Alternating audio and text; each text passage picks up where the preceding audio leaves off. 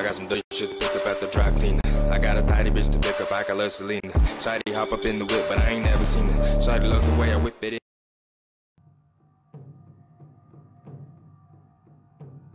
On Mr. Kai. Sorry. Okay, we're live now. We're live.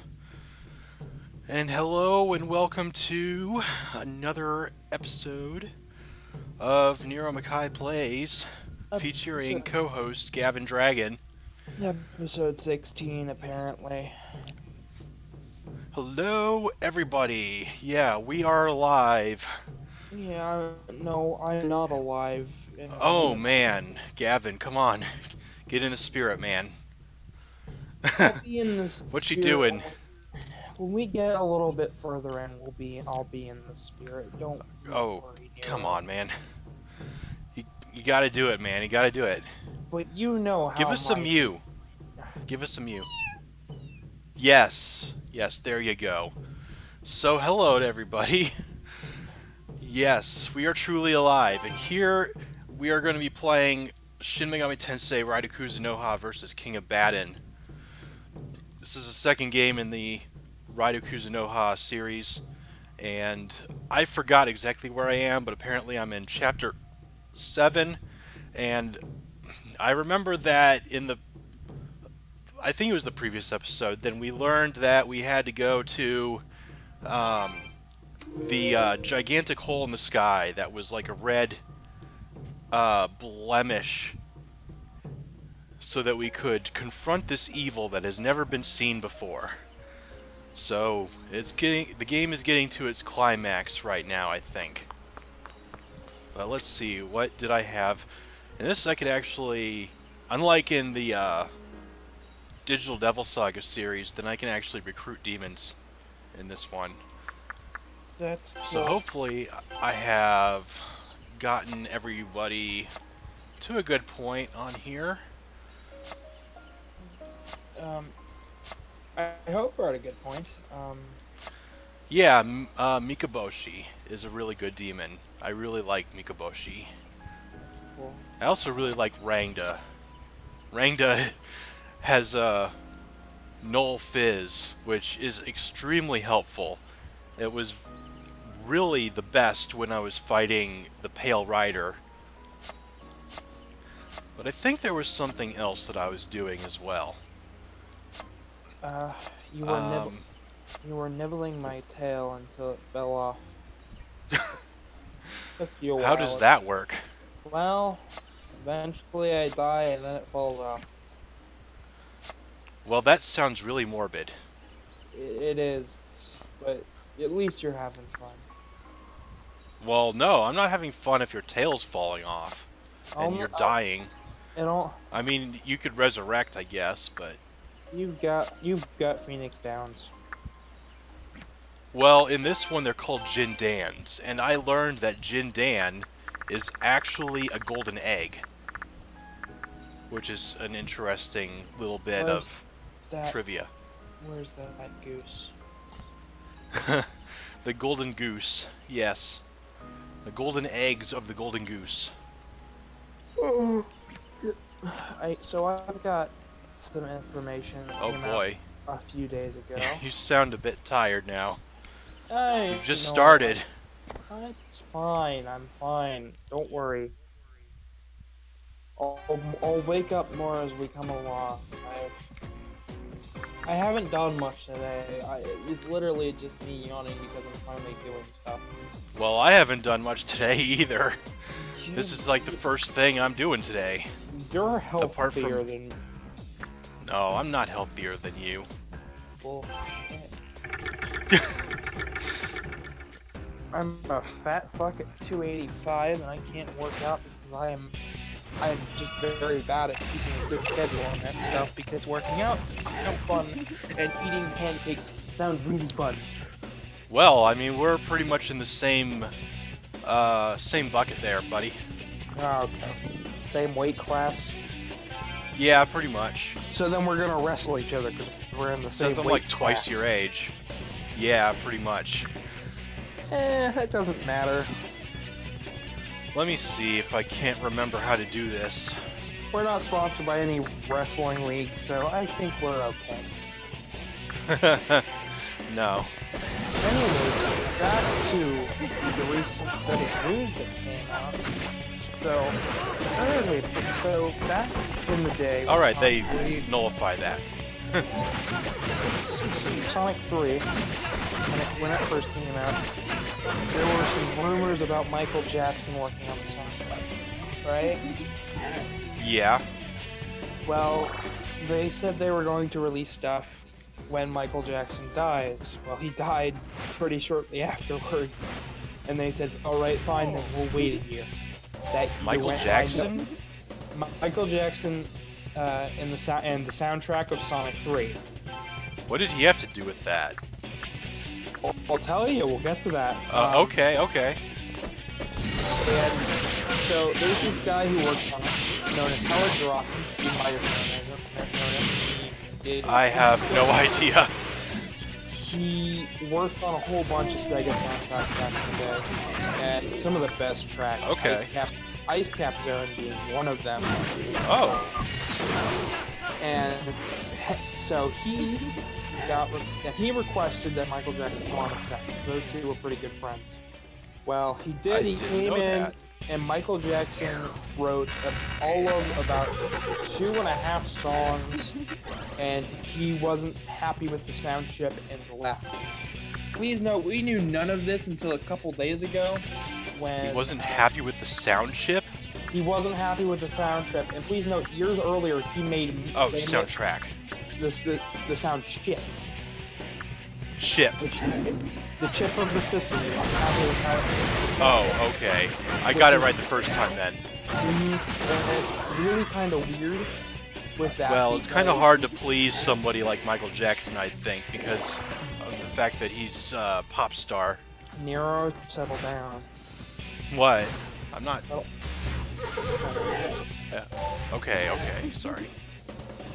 But it was kind of funny with that because years earlier he actually helped work on the soundtrack for the game Moonwalker, which was also a Sega property.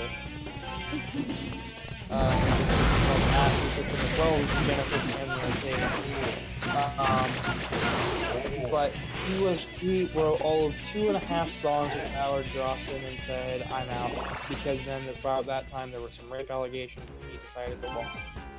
Oh boy.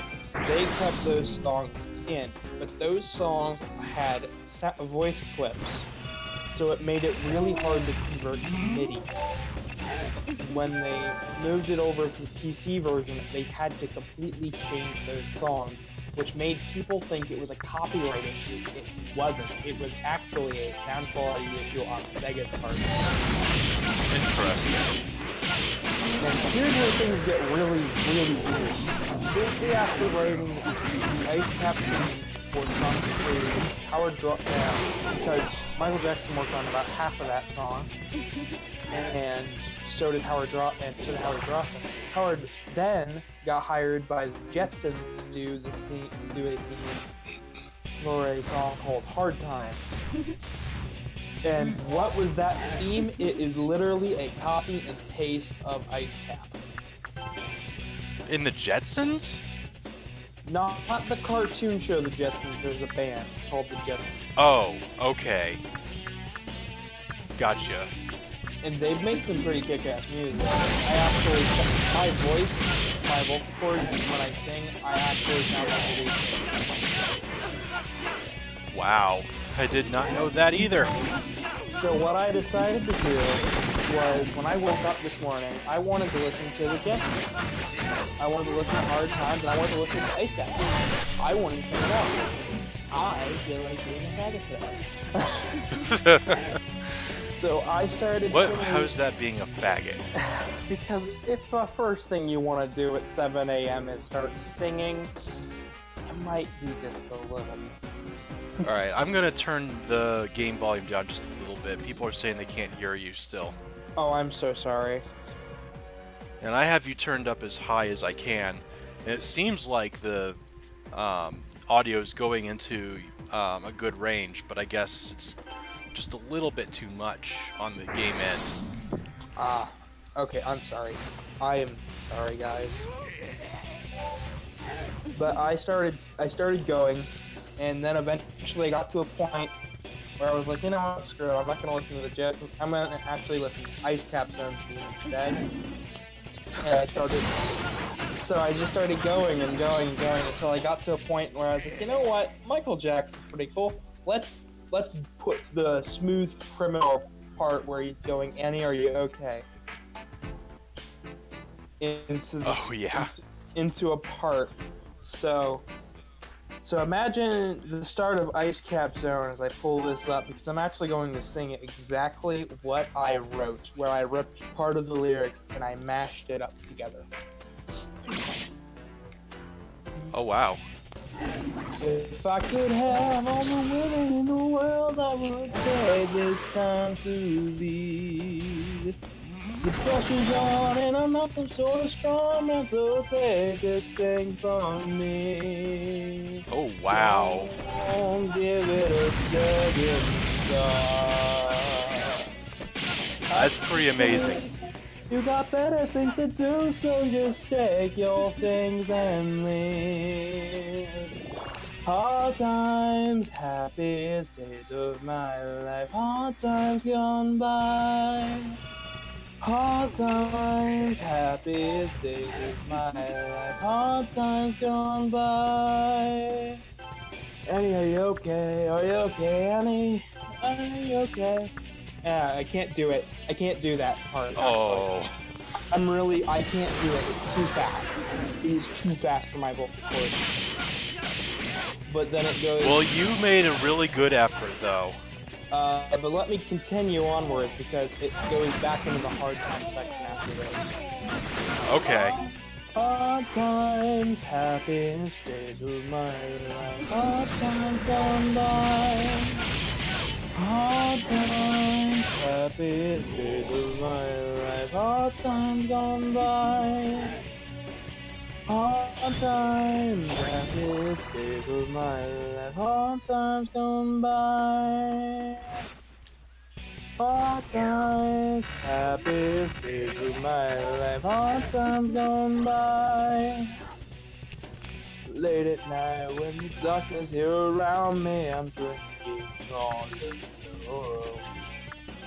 Nothing here but my medicine to guide me since I've been on my own.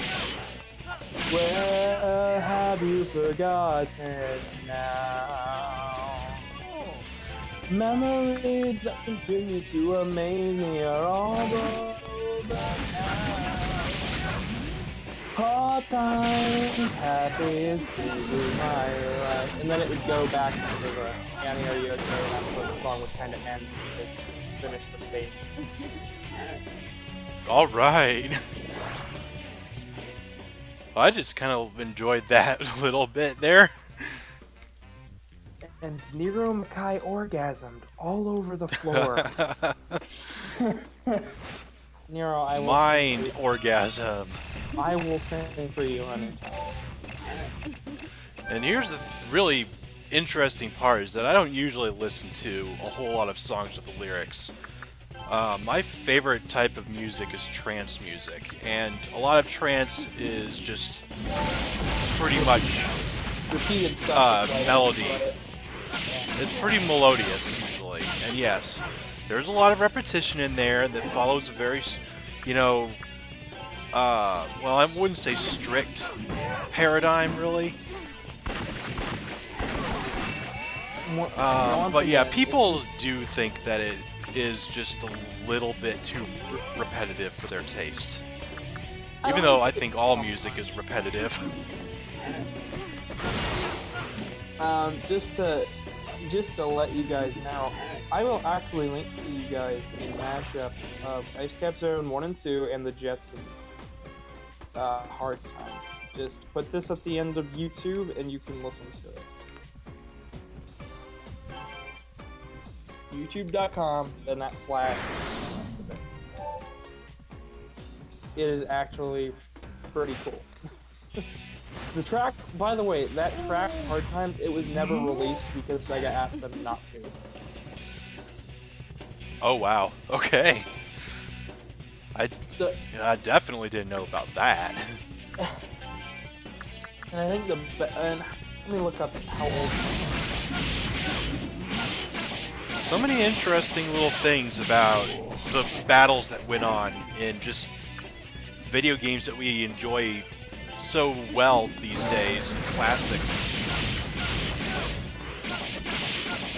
Sonic 3 came out in 1994. We didn't get all of the information until literally a few days ago. It came out February 2nd,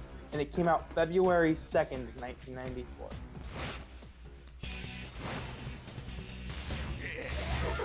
So, wow. Let me just punch that in my calculator real fast, because I don't feel like running. Illegal stuff can take a long time to get through. It wasn't even legal stuff, because Michael Jackson agent wanted to release it instead of the Sega people, but they couldn't agree on terms. Oh.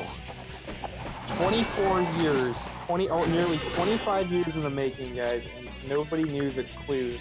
And it wasn't until a group that I have actually been, my stuff has been shown on before, called D-Pad, did Sonic 3, the Michael Jackson thing. They did a whole video on it where they tried to contact absolutely everybody, and they literally got to the bottom of it, and they pieced everything together. If it wasn't for them bringing up the Jetsons, they probably would have never released the information. Wow. So, YouTube guys, you figured out what happened to Sonic 3. You finally know it's all true. I did full work on it. He left because he didn't like the sound trip. Nobody was lying, but everybody had something to hide in these parties. Wow. Wow. Just, that's amazing. And the original thing was, they originally started asking Michael Jackson before he actually died about this whole thing, and Michael couldn't say because he was under a non-disclosure agreement, and that would have expired the year that he died. Wow. There is a lot of layers to this thing, and it's weird. Yeah, it definitely sounds like it. You want to talk about some weird game development stories? I'd love to be in the office at that point and go, yeah, this is some crazy... Somebody get a camera. You know, I actually worked on a video game years ago as a programmer. That's pleasant. Yeah, so when I was going to school at ITT Tech, then they had a career, like, people coming in for different companies and getting to know the students and like networking with them. And I had a little demo of my two-dimensional shooter game that I wrote in Java, where I only had the player and one enemy type, but the enemies were coming down from the top of the screen constantly, and the bullets were just, you know, one type of bullet, and it was just like a straight shot. But the out of the people who came to the event, then there was a company present called 636 Studios. Oh, I've heard of these guys. You have? I have. They're based in St. Louis. They worked under Atlas for a while, actually. I don't think we're thinking of the same thing. I don't remember this the company working under Atlas, but maybe. I mean, I haven't kept on the up and up. They made a game that was like for the DS, I think.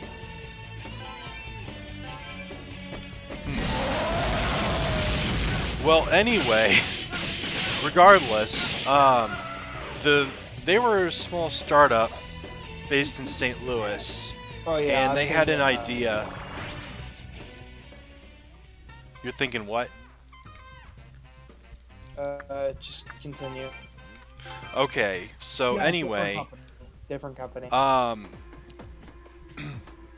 when I got there, then, well, they liked what I was working on at ITT Tech, and they thought that it would be really cool if I would come in and do a game with them that was like a platformer game written in XNA, which is the Microsoft. Okay, 999. All right. Anyway, so they wanted to get me on board with an Xbox Live Arcade game that they had in mind, and it was going to be called Cecil Jenkins' Notebook Adventures. Interesting. Yeah. I looked on the site, they didn't have anything like that. Listen. So. They had a zombie game. And that was about it. Yeah. So that was my first experience using this XNA library, and I was able to get access to XNA because I was going to ITT Tech. And XNA, like I said, is a Microsoft library that is designed to build games for the Xbox. Yeah. So when I was working on that, then I had a really interesting time trying to get the game working. And like right before we were going to release the game, then Microsoft actually discontinued its XNA 4.0 framework and moved to the 4.5 framework. But the game wouldn't actually build in the 4.5 framework. The engine that we were using was called Torque, and it was built for XNA 4.0. And so when I upgraded the framework to 4.5, then it was broken. You'd have to go back and fix everything. You couldn't do that, could you? I could, actually. I did. And that was something that was like the company Torque wanted to contact us and ask me how I was able to make the game run in XNA 4.5. So did this game actually get released? It did actually get released. Uncle Jenkins. Cecil Jenkins' Notebook Adventures. Cecil.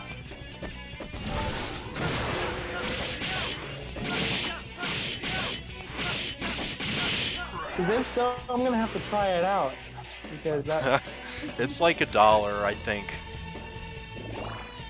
It's got its own Facebook page now available on Xbox Live Indie Games. Yep. Wow. It does. That is really cool, since I've never... Yep. So I was the lead programmer of that game, the only programmer, in fact. Wow, and you actually got that released. That's... Yep. And to think what I'll probably be doing in a few months, that's amazing. Maybe I'll Well, be thank doing you. something, because that's way further than what I'll ever be able to do, honestly. Hakeem 999 is a horror puzzle style, a horror puzzle game with an emphasis on story, and it totally deserved a sequel, but it didn't get it. So basically, escape the room. There are 9 rooms. You have 9 hours. There are 9 people. Good luck. And you're all down each other's throats, because if you kill one, you get 9 extra hours.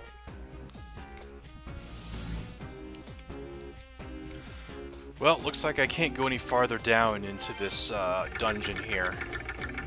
It's just a training hall, but there's something peculiar about this training hall. There's actually a doppelganger of myself running around in here. Can that doppelganger gang me? No. Oh. Hakeem, it's not that hard. It's really fun, actually, but it's very creepy. It ends on a cliffhanger. That's why I say it deserves a sequel. Let's see. Where was I? So, Let's fly around on my dragon. Giant polygon moving through Yes. the forest. Giant polygons. This is a really awesome set of No, video game technologies we're working with here. no, I'm thinking, like, I look out into the forest and all of a sudden, what's that giant green person-like thing coming towards me? It just like goes back. Is that a polygon?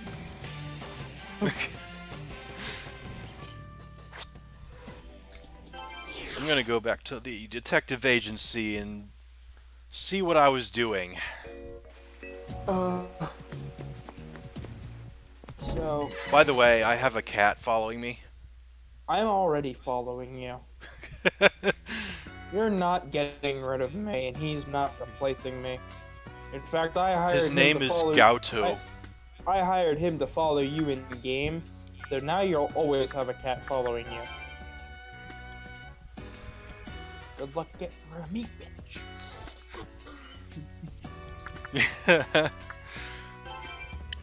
Nero thought he got rid of me, and then I showed up again. Alright, I was trying to do this side quest called Off the Map, but I don't think I can do that yet. So I tried going to a place that I thought was the key to solving the case, but I can't do anything there. Nero, guess what's going on tomorrow, by the way? What is going on tomorrow? Nintendo has announced a Pokemon Nintendo Direct focusing on the Nintendo Switch. Pokemon Nintendo Direct? Focusing on the Switch. They've done this in the past where they focus on one specific character because they have multiple announcements for those one series. This time it's Pokemon. Oh, okay then. My guess... well, first off, what's your guess of what they'll probably announce? Really show off. Because they've already pretty much got all their announcements up, but what do you think they're going to show off? For Pokemon? Mm-hmm. They already have Ultra Sun and Ultra Moon, is it? Yeah, they have out? Yeah. So I don't think it's going to be that. I don't know, maybe the next Pokemon Ranger? The next Pokemon movie? Okay, now that Nero has given his best guess, I will tell you guys what they're probably going to announce. And if I am wrong, you can hurt me.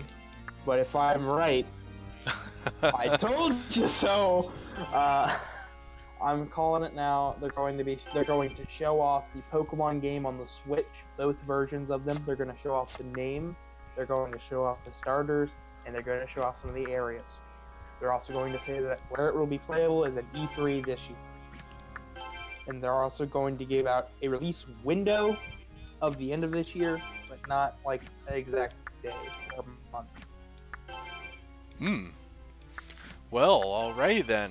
I will also say they'll give more information on the Detective Pikachu movie and the Detective Pikachu game. I'm looking forward to the game at least because it looks really fun.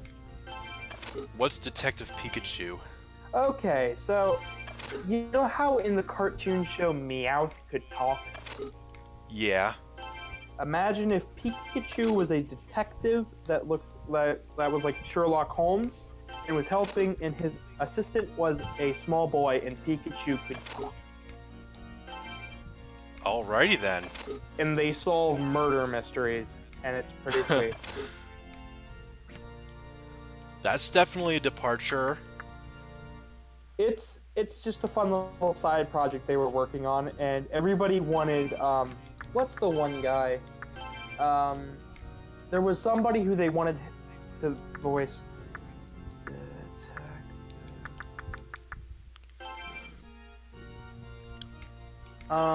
They wanted, Danny DeVito to voice Pikachu because it's a really deep Danny voice. DeVito. That's who they want. That's who people wanted it to be. It is not who they got. Ah.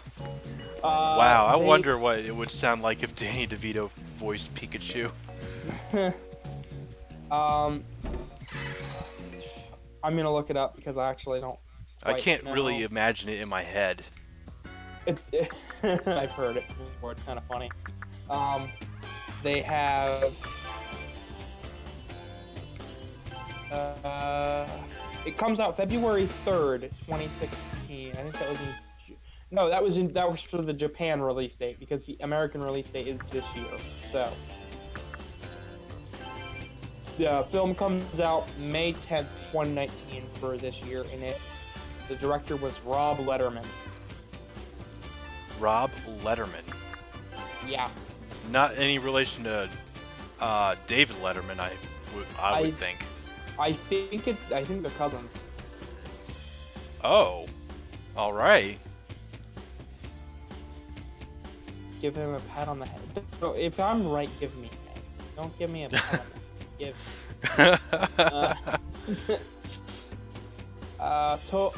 You're not for 3 more days. Oh, I need it. I don't need it. I don't need it, trust me. I'm a bad boy. Well, you know what? Bad boys can get good things sometimes. Sometimes when they're not crying. Okay, the game comes out March 23rd this year. The gruff Pokemon talks tough, loves strong coffee, and boasts about his brilliance as a wannabe great detective. Side by side, Tim and Pikachu will search for clues and talk to witnesses to investigate the disappearance of Tim's father, Harry. His name is Tim. The boy in the red jacket's name is Tim. And they're searching for his father, Harry. Harry.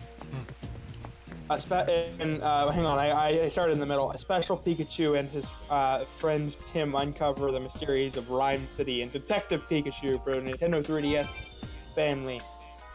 This is Pikachu is unlike any other guy. The gruff Pokemon talks tough, loves strong coffee, and boasts about his brilliance. Okay. I'm trying to find the voice actor because they did announce it, but I don't remember who's doing it.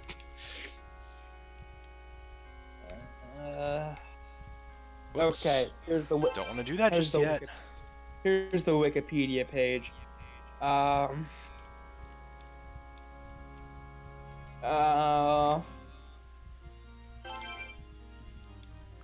Okay, the movie is being produced by Universal Pictures and Legendary Entertainment. It'll be good. Okay, so I need to think here for a second. So, Demon Fusion is very interesting in this game. If you fuse 2 demons of different orders, then you get another demon of an entirely different order. So, I need a Feng Huang, which is this guy here, and he needs to have an ability called Vengeance Seal. I have Vengeance Seal on other demons since I've been fusing them, but I don't know exactly how I'm going to get this Feng Huang with a Vengeance Seal ability. Hey, so I need to think about how I'm going to do that. So here is the voice of Detective Pikachu is Ryan Reynolds. Ryan Reynolds? Really? Ryan Reynolds. Yeah, he had. I'll name off some of his. I'll name off some of his more recent stuff. Filmography. Oh hey, I can just do it. That's fantastic. He was in Green. He was the star of Green Lantern, Ted, The Croods, Turbo, A Million Ways. A Million Ways to Die in the West, Women in Gold, Deadpool, Deadpool 2. Wow. Yeah, Ryan Reynolds was Deadpool, wasn't he? Mm-hmm. He's also in X-Men Origins, Wolverine, Adventureland. So Ryan Reynolds, Deadpool, is gonna be Pikachu. Yeah. What the fuck? He was also in Sabrina the Teenage Witch back in 1996, so... God damn. Well, he's been getting a lot of work. Yeah, he has, I would say. Also, actually, I think this is a pretty good skill set. There's also Justice Smith, never heard of him, Catherine Newton, and Ken Wannabe. Never heard of any of these guys. He's Ken Wannabe what? It's Ken, W-A-T-A-N-A-B-E, Ken Wannabe. Wow. Let me see here, film. He started Godzilla back in 2014. Alright, I'm gonna fuse these demons now. He was the voice of Drift in Transformers Age of Extinction. So, as well as Last Night, so pretty cool. Alright. So, I mean, you might have heard of him, maybe. Not really. Anyways. Not really, no. Nobody's heard of him, not even me. Till now. But now you'll be looking for him.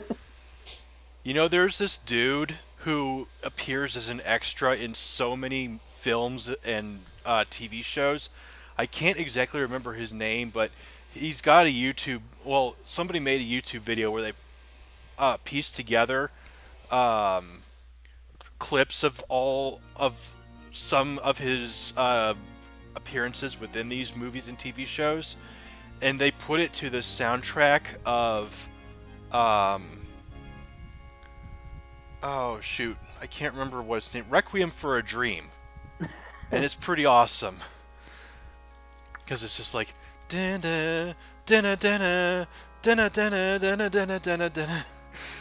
can't do it. I can't do Requiem for a Dream just off the cuff with just a cappella pretty much.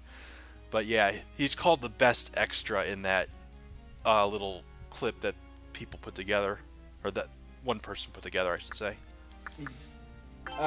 So what games are you excited about this year, Nero? This Shin Megami Tensei game, obviously.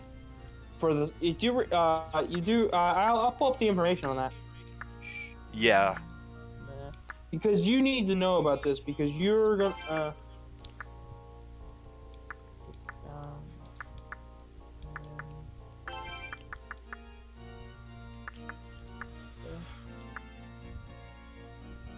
I don't know how to spell it.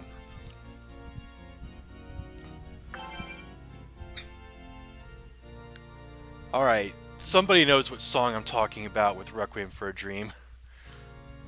There, I found it. Shin Megami Tensei. Okay, so we do know okay, it's Shin Megami Tensei 5. Yes. It is a Nintendo Switch exclusive. Another reason to get the Switch.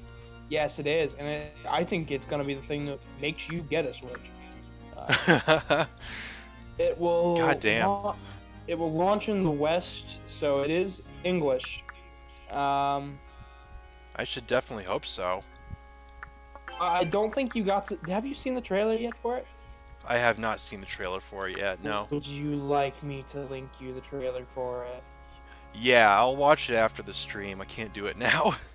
Or else the stream will just go to shit. Sorry, this content is age restricted. Well then. I know. Better prove your age. I actually know why it's age restricted, because it shows off in the shadows. It shows off the penis monster with the vagina. Oh, yeah. That has Wait, like a very they show them name. both together? It's one thing. The penis has the vagina on it. Really? It does. I thought the Mara didn't have anything like that. The only vagina monster I knew of was oh crap, I can't remember its name all of a sudden, but it's like, it looks like a toad, but the back of the toad is a vagina with teeth and a tongue. No, I was okay. I haven't even seen this trailer. I thought it was just going to be the trailer from the announcement back in January of last year. It's being made in Unreal Engine, and... But man, Shin Megami Tensei, I just gotta say, they really push the limits. It looks really good because it shows at least cutscenes from the Switch, and it looks good. Nice. We're gonna $10. We'll hear more about this at E3 from the Sega booth.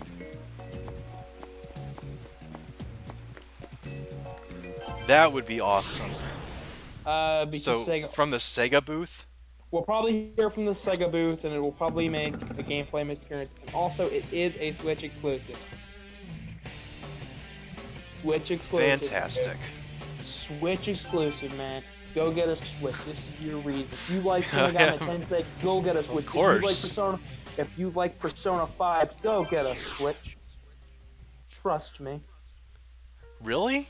So I don't even need a PS4 for Persona 5 anymore? Well, you'll still need a PS4 for Persona 5, but just when Shin Megami Tensei Okay. 5, Shin Megami Tensei 5 comes out, go get a Switch. Because if you like Persona, you'll like Shin Megami Tensei. Are you talking about Requiem for a Dream, Rio?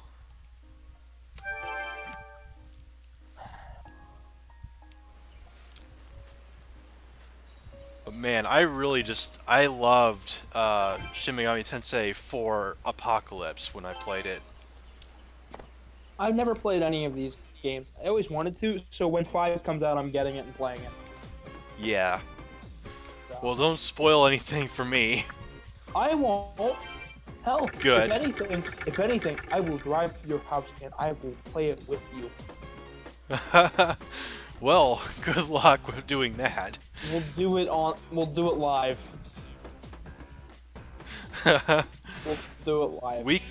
We're gonna do it live. Come on, everybody. Come on. I'll get some money and I'll go down there and we'll do it live. How do you guys feel about that? Would that be good enough for you guys to come and watch some Shin Megami Tensei? If we did it live, one mic, one room. Wow. That is definitely going to be an interesting thing.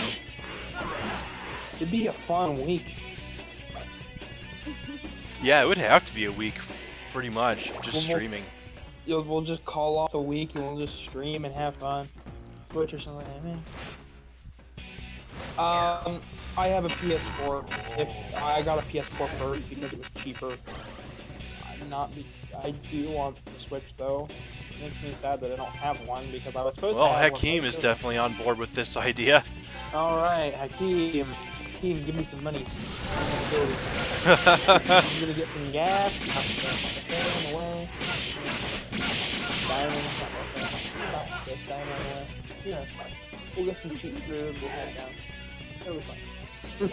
Do a road trip to Nero's.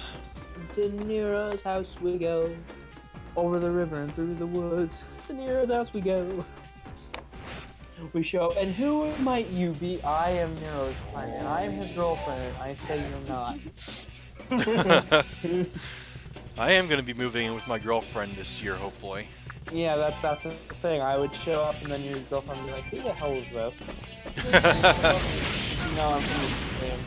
I show up. I came here with this for like something got my Yeah. Is this why you call off the week? Yeah, kinda. Yes. Hey, your girlfriend would kill you.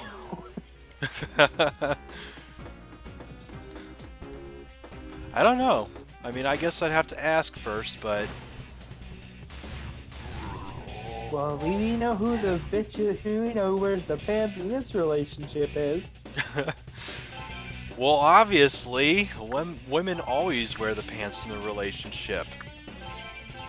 You better be running somewhere real nice. Because if I see you pants, all I can go is... Watch him go, everybody. Watch him go. He's pantsless down the street. Well, I'm not wearing any pants right now, though. Even better.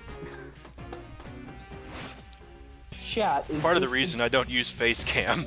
This is the great commentary that we. The other part been... is that I don't think I need a face cam. I like to have this full screen as much as I can. I hate the face cams and stuff. Because they always cut off some keys, or the screen gets really small. I like it like this, where you just got overlay stuff. Well, I'm glad you feel a similar way on that. Yeah, we're one big happy similar. By the way, these incubi demons have gigantic penises. I didn't... Wait, what? I got up to go get food and heard that, and so I came back. and I missed it. I should show you when I get back to the Guma Den. That's the only way I could show it off, unless I capture I'll look it up. one of these incubi. I'll look it up. No need to capture one. I'll look it up. We're good. Okay, well, everybody else can see it. Everybody else is everybody else is dazed because we already talked about you being naked while you're playing video games. Like, ooh, sounds fun. We'll pull 2 Griffin combinations. I honestly didn't think there would be a whole lot of people who wanted to see me naked. I don't know. If I saw you naked, I think I'd laugh a little bit. Probably. Because at that point, then I've accomplished one of my many goals in life. I'd raise up my arms and go, "Woo! I've done it!" And then I'd be laughing at myself because I'm an idiot, and you'd be like, "Stop Yes! laughing, I'm not that fat." I sense a dreadful aura. It's happening. It's happening. He's It's going happening. to kill me. He's going to murder me.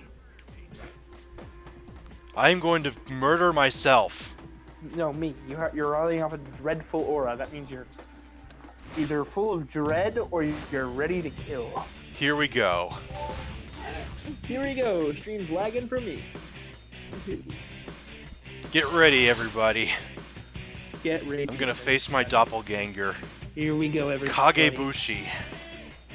Oh my gosh. You must die.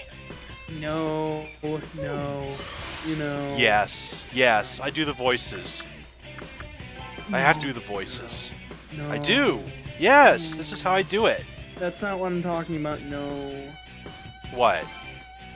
What do you know? What are you talking about? He's you, but in black. And then I look at you, and then I said, "No, you're in black too." No, wait, they're both. Which one is it? Which one's the real Bravo Man? Really? Well, obviously the one with the gigantic smirk on his face isn't me. He's also got electricity running around his body. It's a cardboard cutout that was drawn by like a child. Which one's the real one? Oh goddamn! That was an impressive strike. Holy shit! If none of you. Oh yeah. By the way, you're supposed to show us now. All right. Let's see. Who can I bring out? What about Rangda? Can you bring me out? I'm stuck in this closet for a while. Well, get out of the closet. You don't have to be in there. You locked the door from the outside. Well, I don't know what to say about that. Did you lose It's the key, my sex Nero? dungeon. Ladies and gentlemen, I think I'm gonna stay here. Is there a mini fridge down here? Oh god damn it! Is it? Yeah, fully yeah. stocked? There's a mini fridge, fully Is it stocked. fully- Just because I know you need some nourishment. No, sweet. Sweet. I think I'm just gonna live down here now, guys. All right, I need to actually like start dodging things.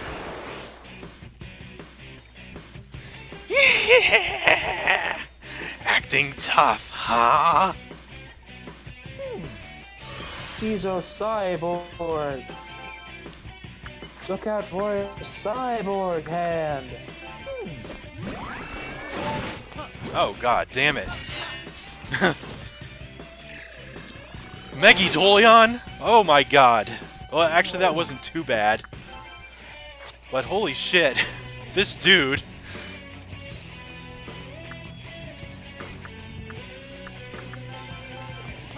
Go away, Rangda. I want you to hurt him, not me. Okay. Nero, I have a joke for you. Yeah. the doctor and a patient. The doctor says, I'm sorry, but you suffer from terminal ailments and you only have 10 to live. Patient, what do you mean 10? 10 what? Months? Weeks? Doctor, 9. Oh. Seconds. Wait a minute. Did I summon the right demon? Okuni Nushi. I thought... Wait a minute. Oh, okay. There it is. Diorama. Let's... Oh wait, that's not the right one. I wanted Mediarama. Trying to heal everybody at once, and it's not working. See ya! Anton, do you think Nero Makai! Well, my doppelganger ran away. Here's another joke. Anton, do you think I'm a bad mother? My name is Paul. Yep. Yep. There we go.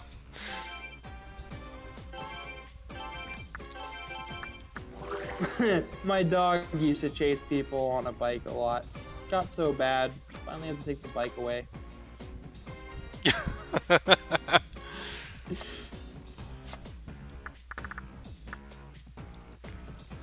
Well, I got one too then. A man walks into a bar and immediately falls down. Ouch. What's the mother, how was school today, Patrick? Well, it was really great, Mom. Today we made explosives. Mother, oh, they do very fancy stuff with you. Yeah, they do very fancy stuff with you these days. And what will you do at school tomorrow? What school?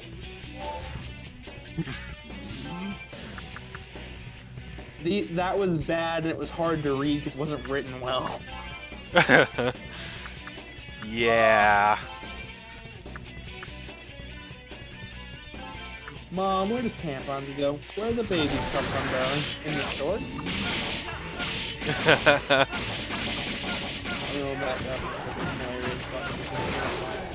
Of these bad jokes.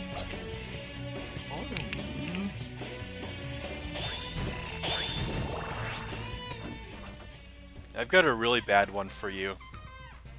A really bad joke? Yeah, a really bad one. Alright, what's the really bad joke? I don't know if I told you this one before, but maybe other people haven't heard it. Okay, well, say it. How do you get 1,000 Jews into a car? You've told me this before, but I have? Yes, you have, Okay. but I forget the answer. Use the ashtray. How can I forget that one? Yes, Rio knows. Nero, she went stomping through here again. Who did? She went stomping through here again. She? Yeah. Okay. We discussed this previously. For the trip. Does that mean you're gonna be going soon? It means I'm going to be scared. Oh, okay. I'm now banned from YouTube and pre-banned from Twitch, by the way. Why? For what reason? For my racism. Oh, we ain't doing any racism. You want racism? Go watch the last stream. That was bad. I'm still apologizing for that. I am so sorry. Yeah.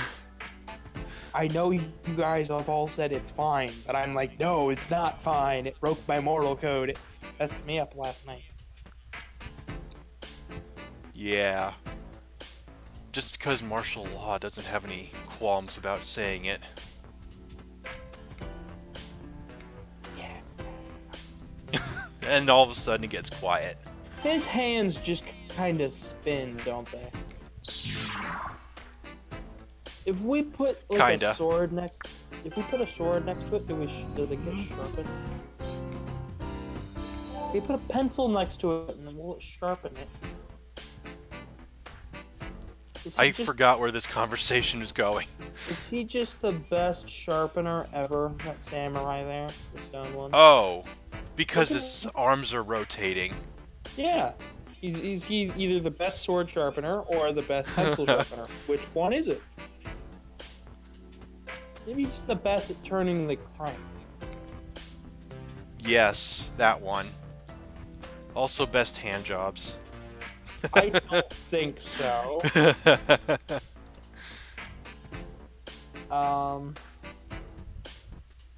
Like, I would say best at, like, cleaning up dirt. He can just and stuff. keep rotating and rotating, and he never stops. His hands look like shovels, so, like, I would say dirt, like, excavating, but he's just not really doing that motion very well. He's just kind of spinning there. Thou dost not need to try so hard. Well, he's gonna leave.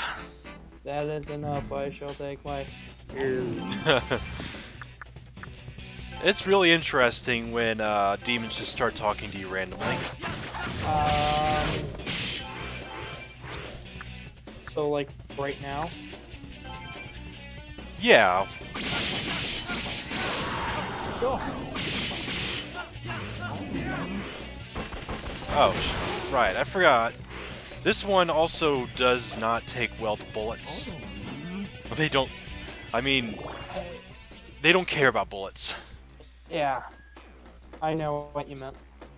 Cool. Put bump on it and you can rub some special places. The chat's getting You mean real the- happy. The pencil sharpener demon. And pencil sharpener, hand crank sword sharpening demon. Yes. What is that? Like putting a bump on it. Would that be like a Sibian or something? It's a bump on a log in a hole at the bottom of the sea.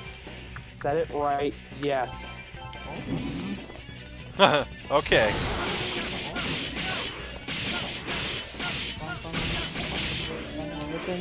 I should probably switch out this demon's default ability that it will use. Can we change that default ability to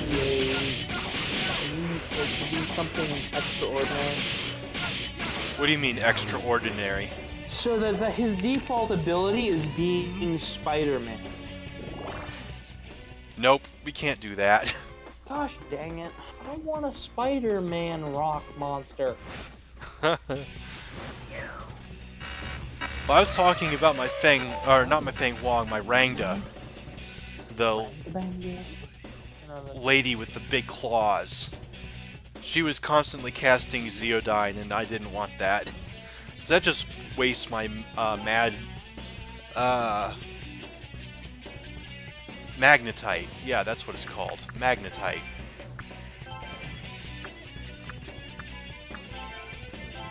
And these demons are really angry at me. Nero, Ow. there's another game. There's a game that I think you would absolutely adore that's coming out on the Switch. Yeah? It's called Project Octopath Traveler.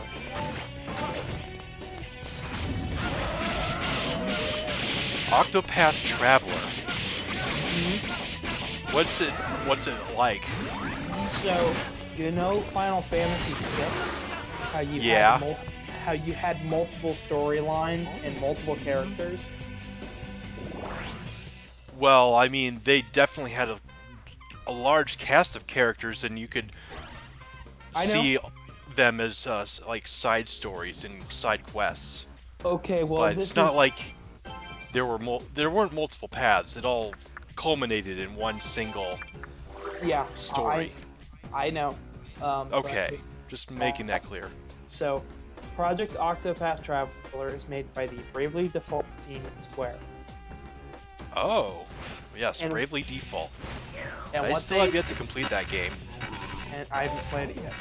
And what they did was they took 16-bit style graphics and put them in these 3D HD and they're calling it HD retro or something like that.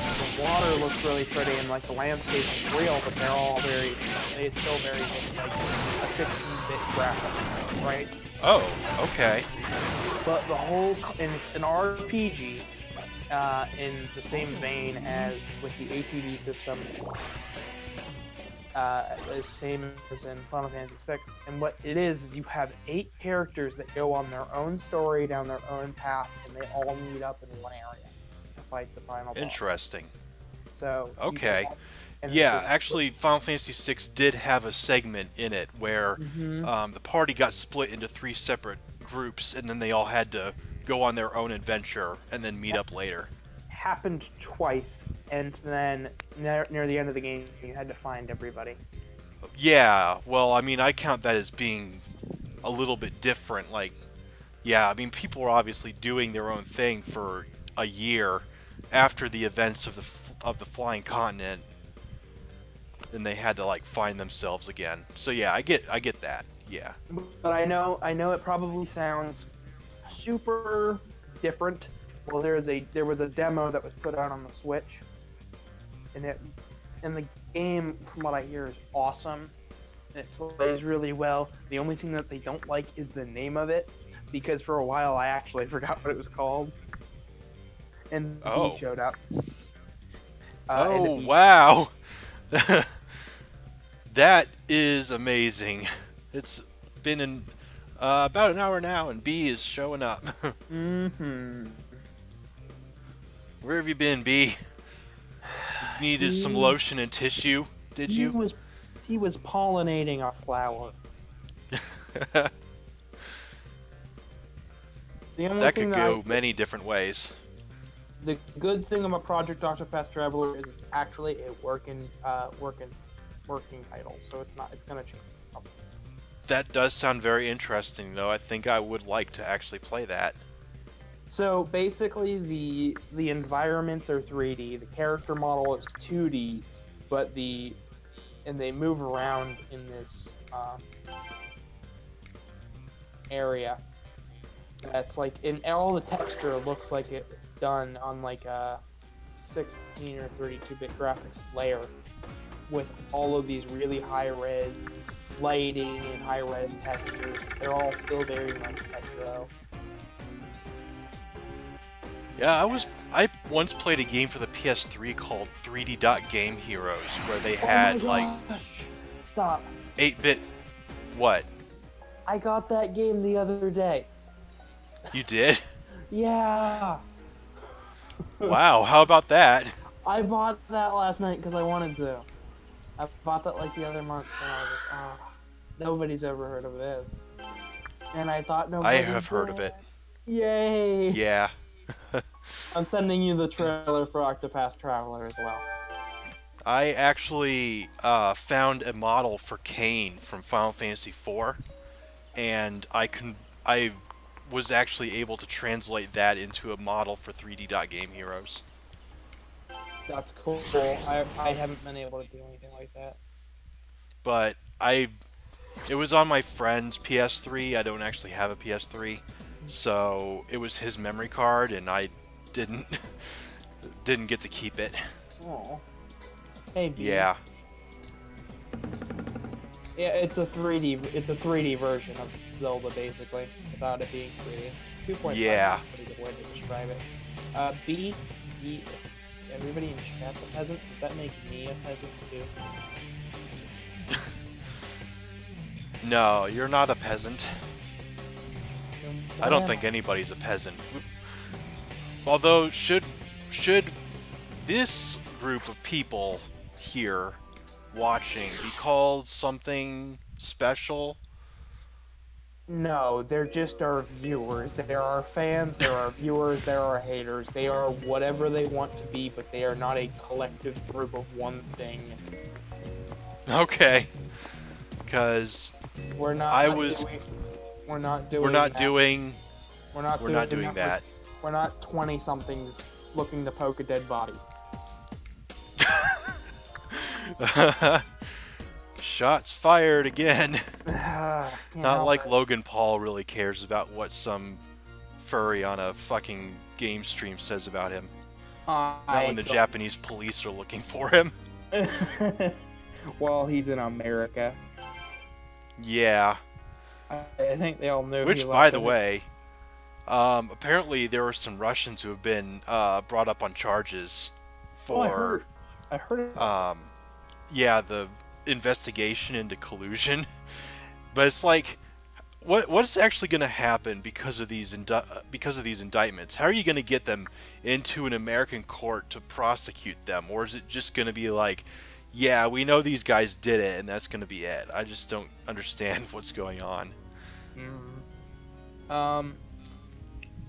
Okay, so in the demo, you could choose between the path of the dancer, the primrose, or of the warrior. Okay, you can choose between the dancer primrose or the warrior oblek in the demo. Those are the two, and you only have to play parts of each. So, in the demo, it's to be released this year. It's by Square Enix, Nintendo Switch exclusive. Its rating is pending. It has a demo out now, and the art style is a very beautiful Final Fantasy VI style, hand drawn, Nice. hand painted style. Really pretty. Hand drawn. Hand drawn art style, and then the sprites are 16-bit classic stuff. Cuphead had a very nice hand drawn art style that very much was very similar to the 20s, like, I don't know what they call it, vaudeville, I don't know, style. I know what you're talking about, but I'm talking more of like, the promotional art is all hand painted. Oh, okay. And then all the sprites are made to look like, retro sprite work. If there is not a chick with green hair, and then in the artwork it's like blonde or something, I'm gonna be sad.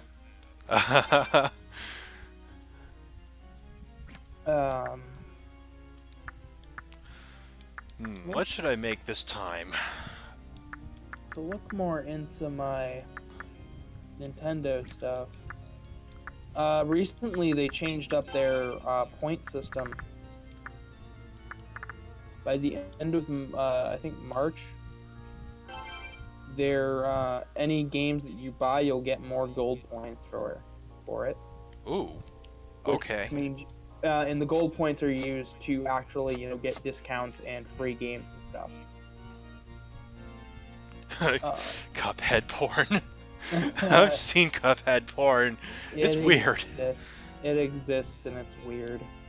Right now they have a couple things on sale. Nothing that I want so far though. Yeah, Still nothing tap that that goddamn mermaid. Would you tap me on? Yes. Yeah. By the way, I forgot about this, and I'm gonna just show it off. Pagan Incubus. Incubus. Yes, Incubus. They do. That is definitely like face, some kind of penile appendage or like a strap-on or something.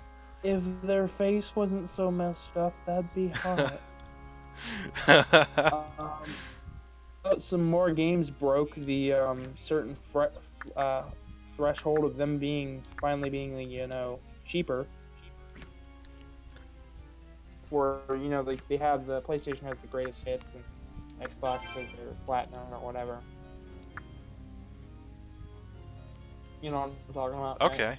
Right? Like not really. They take $40 games and reduce their price down to $20 and give it a red. Okay. And then they give it a border around like the cover and put their little ribbon on it. This is Nintendo Selects. Oh, okay.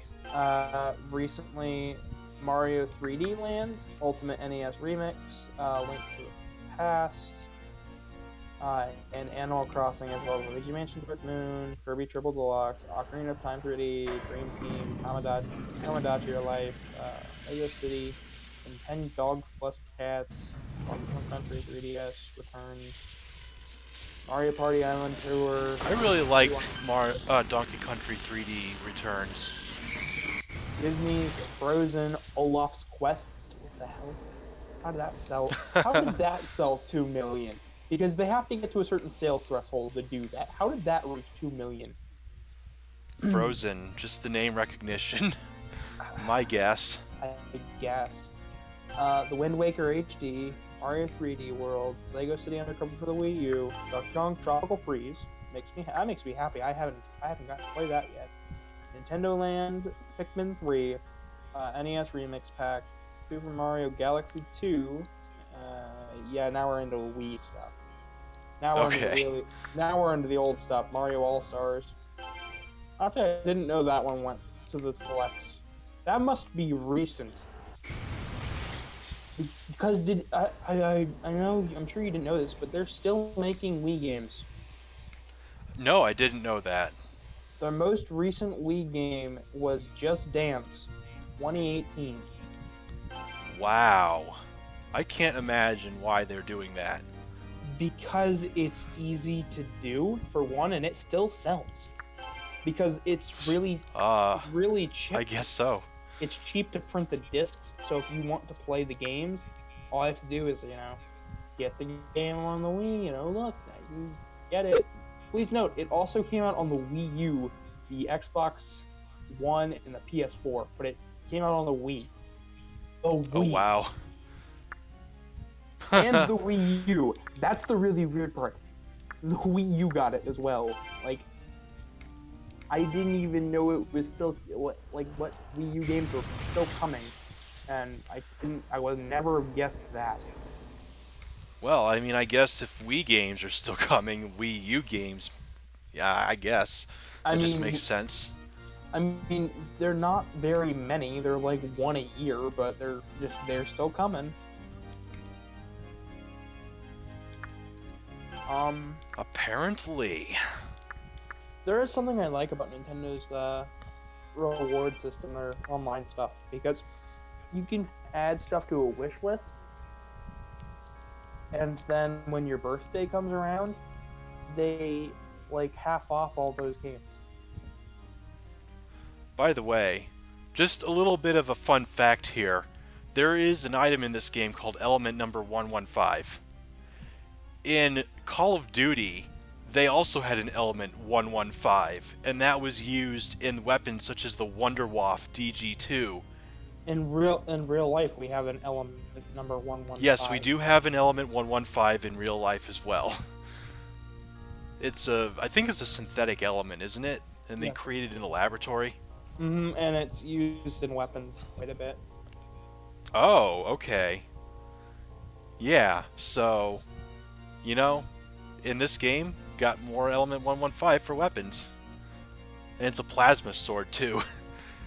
I don't think it's used for that, but... Well, in this game it is. I mean, the Wonderwaff DG2 was a lightning gun, pretty much. You shot it, and it struck an enemy, and then it would chain off into, 5 or 6 different enemies if they were close enough. Thank you for enlightening me, because I do not play those games. You're welcome. I just thought that was a little bit of interesting trivia. Maybe they're connected. Nah. I mean, I guess about as connected as any other game that uses real-life stuff to produce some kind of, lore for the game.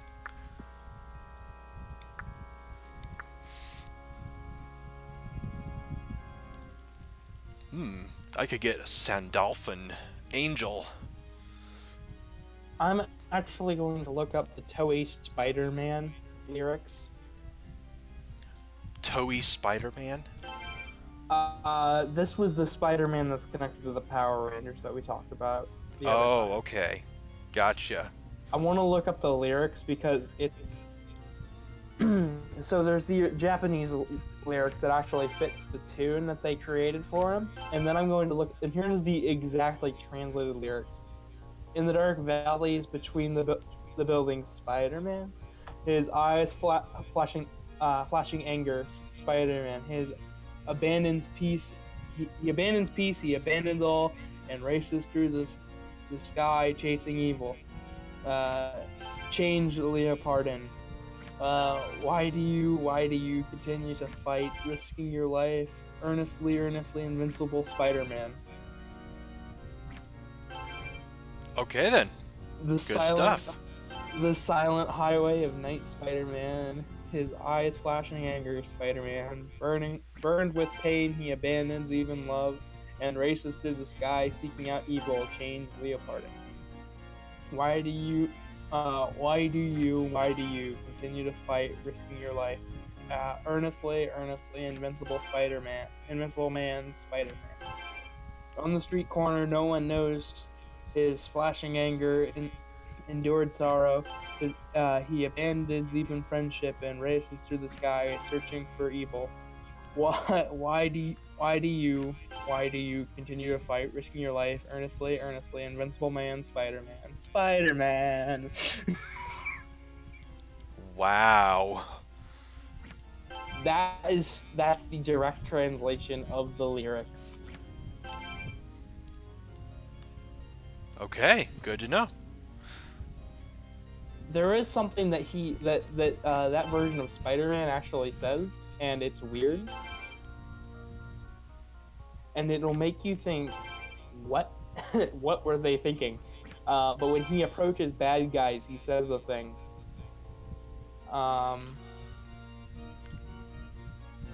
Sounds like a very different Spider-Man than what we're used to.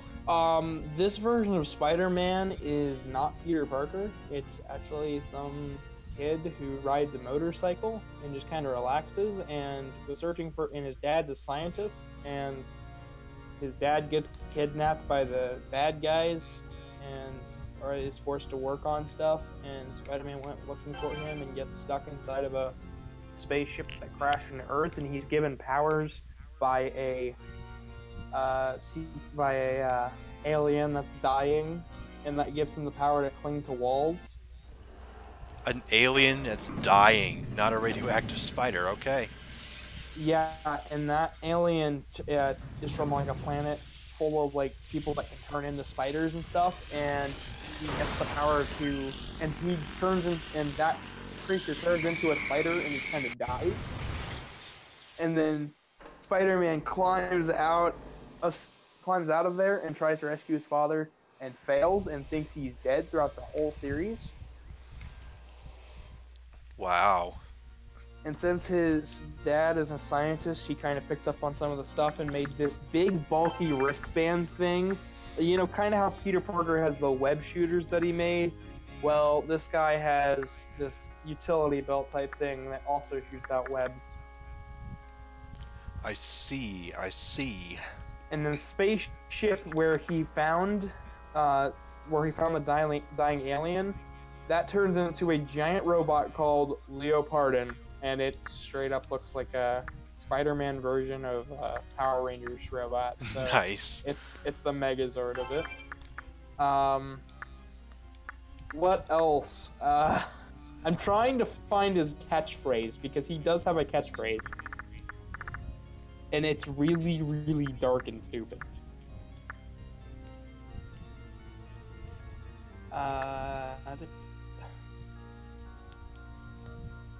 Spider-Man was Toei's first series to use a giant... Yeah, Spider-Man was the first of Toei series to use a giant robot to fight evil.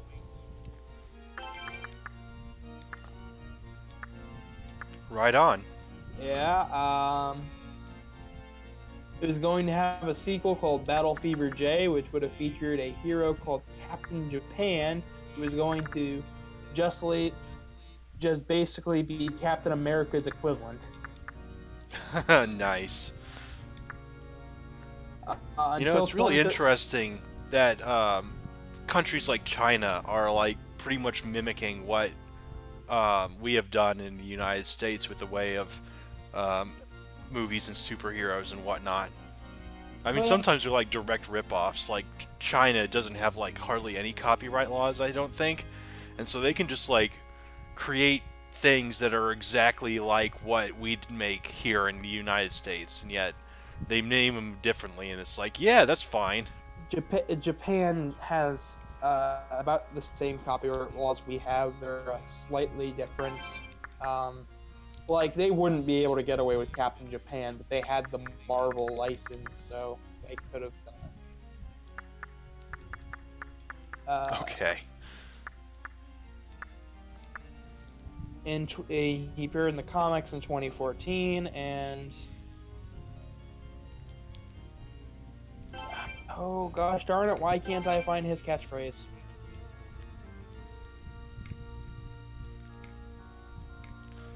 I believe in you.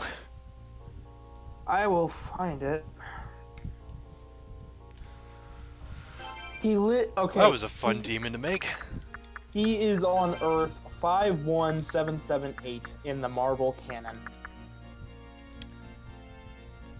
Along 5178?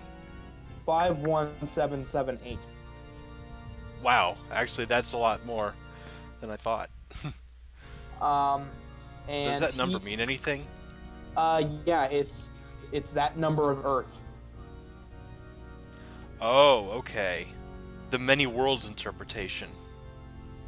Yeah. He also fought alongside a Captain America. That Captain Japan thing, yeah, that got turned into just a Captain America series. It was more grounded, but it didn't last nearly as long as the Spider-Man one. Oh God, why can't I find... I am the emissary of hell, and I shall fight this great evil for the fate of all spiders. That is his catchphrase. The emissary of hell? Yes. Wow, that is pretty metal. He says it in about 3 words, and it's pretty darn awesome.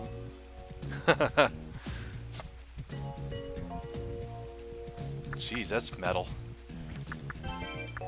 Spider-Man 2099 and Lady Spider managed to fix Leo Pardon in the 2014 issue.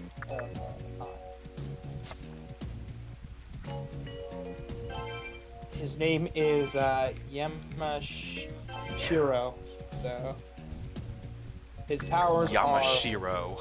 Yamashiro, and his powers are wall crawling, superhuman strength, superhuman stamina, superhuman durability, superhuman agility, superhuman equilibrium, superhuman reflexes, spider sense.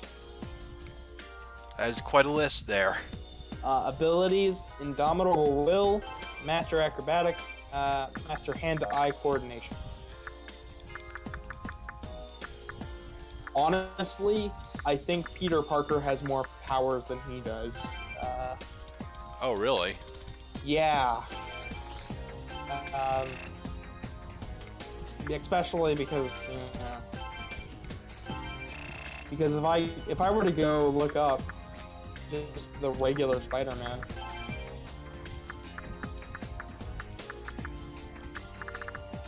but let me look at the...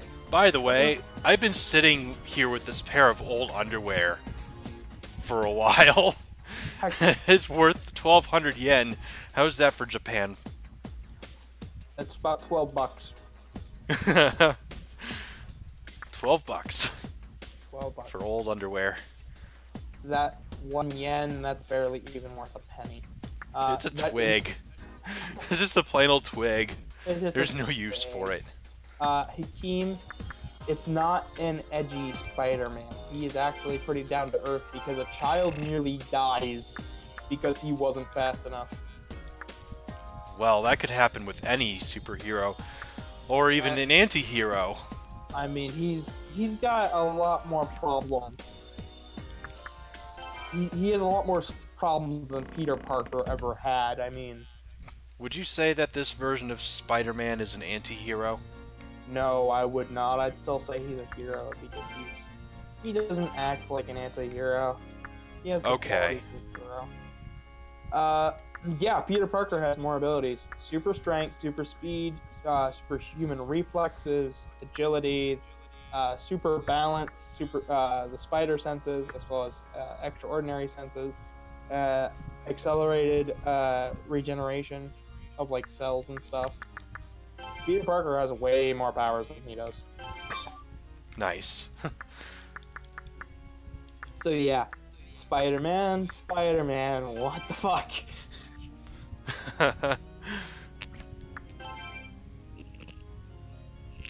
What are you doing with the thing? What should I get now? What are you doing with the thing? The thing. What am I doing with the thing? Yeah, no. The rock monster. It looked like this thing had sex with a Diglett. Earthus. Yeah. And that wind being, and the fire being. It's the Human Torch, and then the Human Torch's brother is the wind. Yeah, elements are interesting things. Because the elements are actually special. Like, you know how I said before, if you take one demon of a certain order and you fuse it with another demon of another order, then you get a third demon of a completely different order? Well, elements have this unique quality that when they're fused with the demon of a standard order that's not an element and not a fiend or whatever special type you get, then you get either the immediately downgraded version of that demon in the same order, or you get the immediate upgrade of that demon in the same order. So that's really good for if you got, like, one thing that you have, like skill, Skathach. So this one's level 65, and its predecessor is Tauti at level 62. So if I get Skathach and I merge it with a demon, I should be able to get Tauti. Although sometimes these are like special ones that you can only get a certain way. So I could end up getting Mikaboshi if I do a downgrade on it instead. Okay. Alright, I just thought everybody should know about that. But I don't know what the upgrade from Skathach is, and I don't know if I'd be able to get it or not. Although I'm not even sure, like, skill demons are interesting. Usually, Pagan and Skill are special, but Fury, Wind, Volt, Frost, Pyro, yeah, all those ones are considered to be like the core demons. And they operate on the same rules. So it's really just the Pagan and the Skill demons that operate on slightly different rules. And then the Element demons operate on completely different rules. And then I think Fiends are like just special. And then Evil, you can't get Evil any way other than fusion accidents. You punched a cat, now it's crying, you're now evil. Well, evil is usually like mindless servants that don't really do much. Although there is the Yomi Kogutsu as well, which were part of the main army of the first Raidou Kuzunoha game, and they were I can't remember exactly what was the story with the Yomi Kogutsu. I think that they were soldiers who had their souls removed. Okay. Yeah. So I just thought that would be interesting to know. I'm looking at since you have all your like trivia that you like to go into, I thought I'd go into a little bit of my own. Okay. I'm looking up obscure Marvel heroes, and one of them is called Angar the Screamer, and it looks like just a 60s hippie. Angar. It looks like a 60s hippie with like a the mustache just kind of goes over and then down the face, and he's just screaming. He looks so stupid. He's shirtless too.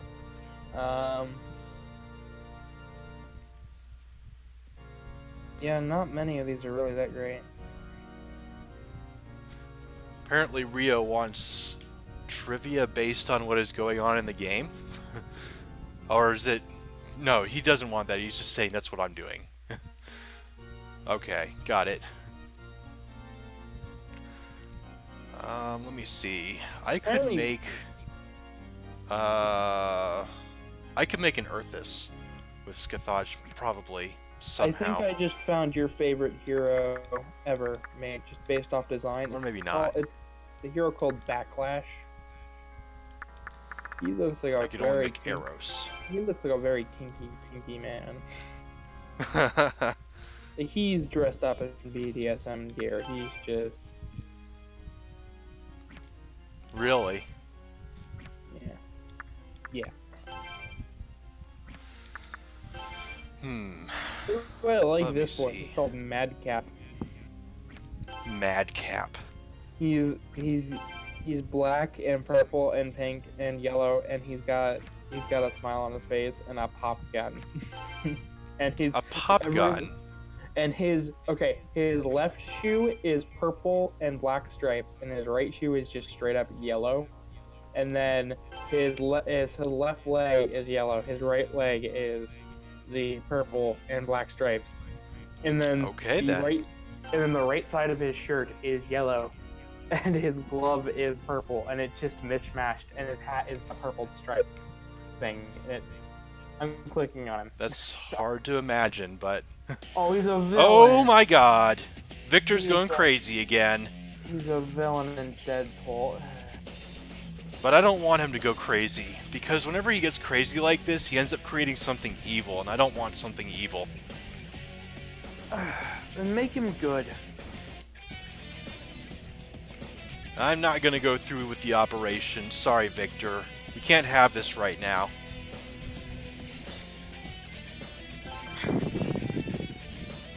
Yeah, he's kind of put out about it.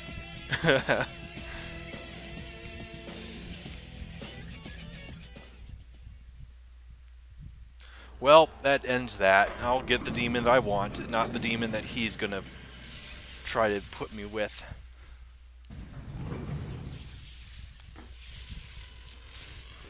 Nero. What? What would you do if I just... What would you do if I came over to your house simply to embarrass you? Simply to embarrass me? Mm-hmm. How would you do that? I would walk up to your parents and say hi, and then I'd leave. My parents live in a different state than me. That'd be kind of hard to do. I'll find a way. Their email shall be spammed with nothing but the letter I. Well, good luck with that. I'm not going to do it, but... Well, I know you're not going to do it. There's no way you could do it. Too sleepy, so... Aw, poor Gavin. I thought you were good today. You took a nap and everything. I didn't take a nap, but I'm good today. I'm good, I'm just... It's only been... Holy shit, has it only been an hour and 34 minutes? It's only been about an hour and a half, yeah. Yeah, wow. I didn't know that. It's only been about an hour and a half, but I'm just kind of like... I'm here. I'm not fading, I'm just... Eesh. You sound like it. I sound like I'm fading? I'm not. Yeah. I could be up okay. for the rest of the night. It's just a matter of... I think I gave him Bufudine.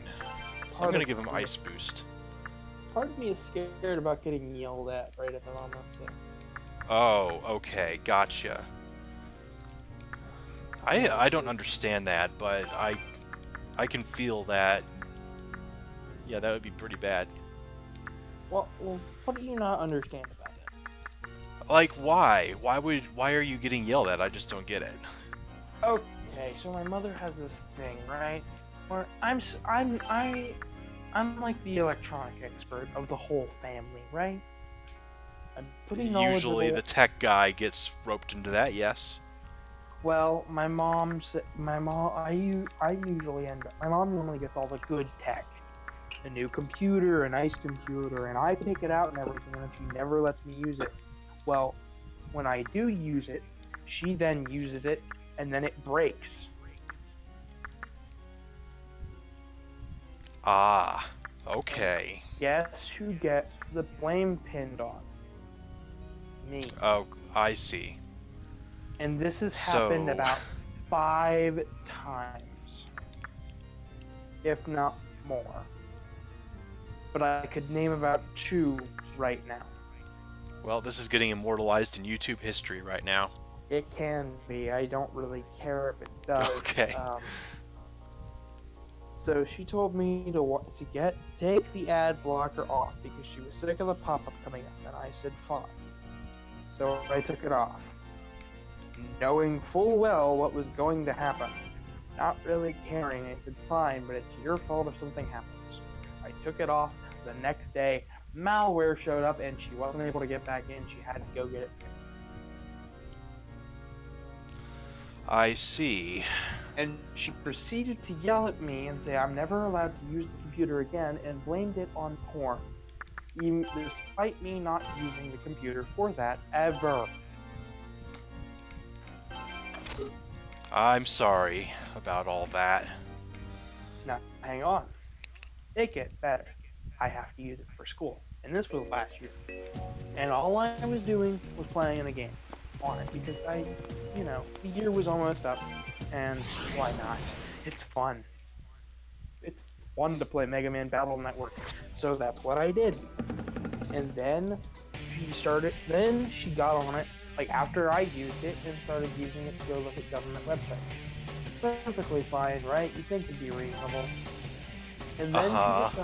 And then she decided to go look up the news. And here's where things get interesting, because she starts looking up things, and then you know those ads that pop up. You won't believe the 31 facts that make you do this, or Okay, yeah, they're everywhere. She started clicking on those, and it downloaded. Oh no!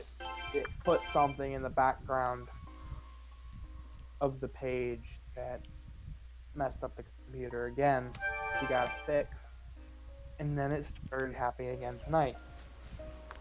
As you may know, I like playing Yu-Gi-Oh! I started playing Duel Links because it's speed duels and it's fun on here, and I just started playing and playing and playing. And that's all I've done today, pretty much. Since like about the middle of the day, that's all I've been doing is Yu-Gi-Oh! Because why not? Right? I'm playing Yu-Gi-Oh! And I think the stream's gonna be at 8, right? Right. Yeah, I do try to do that at 8. Got a little late tonight. 9 o'clock, around 9 o'clock on the dot, she comes stomping. Stops. I'm sitting here. I'm on the phone. Nero's eating. We're getting ready to start in a little bit while. All he's doing is eating. And I figured, okay, better just hop in. We can get all the audio and stuff settled straight off the bat. Yep. So you're eating and I'm humming. I don't know if you heard the humming, but I was Not really. I was kind of bored humming little tunes while I was playing the game. And the way she goes. She started yelling at me. And she looked mad. She said, why are you mad? And she says, oh, you know why I'm mad? I said, because it's a school night and I'm not in bed. And she said, no, I mean, yes, but... And then I said, because I'm on your computer? And she said, yes, because you're on my computer and I don't like it. Remember last time that you were on the computer this late? Last time I was on the computer this late, I do it backwards and it's malware. Uh-huh. So once again, she's blaming me for being broke after 2 years of it not happening. Well, that does sound like a really bad situation to be in. It's more annoying. I've only gotten, blamed when my parents could actually prove that it was me that ruined the computer. It wasn't like every time. And she holds it above my head. If I do something wrong, down it goes. And then it slowly rises back up. Once I'm feeling confident again, I'll say something and try to do it back down. Because she likes to hold grudges. Because what woman... Well, don't all women. Haha! People wonder why I don't like females. Well, not all of them do. Just saying. Well, not all of them, but I've only met about 3 in my whole life that don't hold a goddamn grudge. Well, you're still young. You'll meet other women, and they'll be, you know, mature enough. How about I meet no more women and I continue to meet gay guys? Is that good? I guess. I mean, if that's what makes you happy, then I can't fault you for it. I mean, it's just how it is. I mean, I'm kind of happy with the stuff that we're doing here. You know, I got a good friend on one end of the mic. He's playing a game, and I'm just kind of talking to the audience. Yeah. Someday you're going Pretty to good day. Say, one day you're going to look at me and say, "We need more female viewers." Gavin, shut up.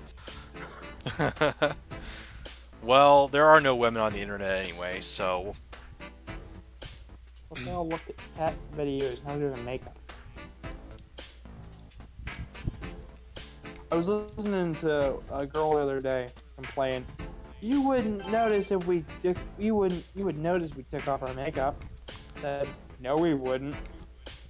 And they started betting. Then they started betting each other. They came in the next day with no makeup. And I swear to God, she looked no different. Well, I guess you just don't notice that sort of thing. Well, I mean, it's literally just foundation, so I really couldn't notice. It was skin color on skin color. Well, you know, women don't like it when you don't notice. They wear it to get noticed. If they want to get noticed, run outside in a bikini screaming 3 blowjobs. Somebody will come running. Well, that's just sexist and promotes rape culture, so there you go. And But now, makeup's different. Maybe we're going too far with this. Maybe I should have chosen a better amount of words. How about I rephrase that whole thing about going outside? Well, because I've got an even better one. Run outside while juggling dildos on a unicycle, wearing a clown outfit, wearing a Nazi hat. Okay. Well, that would definitely get some attention.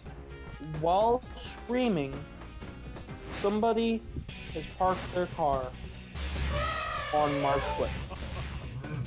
Yep, that would definitely get some attention. How many of them would look at that woman and go, yep, a normal Saturday? Probably not many. I would. Okay. With the amount I don't know why. Because with the amount of hoops I already have to jump through to make my mother happy. I think that's a really bad example. It is. Both those examples were really bad. But I'm not good at this. I'm here to entertain, not to make Nero happy. Oh. Okay, I see what you're about now. Yeah, I'm here to entertain, not to make Nero happy. Of course, I think in the end, Nero smiles too, so I've accomplished both my goals, making everybody happy, including me. Yeah. See, because that's the thing. My primary objective is to entertain the crowd. My secondary objective is to make Nero happy. If I can do both, that's good. But if I can only please the crowd... That's not what you said 5 seconds ago. Yeah, I know. I'm tired. I'm tired and don't want to admit it. Well, You know, I think that just got admitted. Rip. The details. A pain in the heart. Well, hold on. I can't do that voice very well. It's the one guy you always get to like explain it in my face. I don't know who you're talking about. I think he's on the Simpsons. On The Simpsons. Yeah, he's Doesn't ring a bell. He's a scientist guy. Dr. Nick? I'm looking it up. Hey, everybody! Wrong scientist. It's Dr. Nick!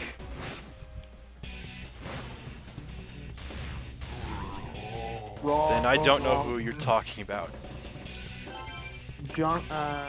Jonathan Frick. Got. Oh, he's the nerdy guy. He kind of resembles Farnsworth a bit, if he was younger. Yeah. Okay, yeah, I got you now.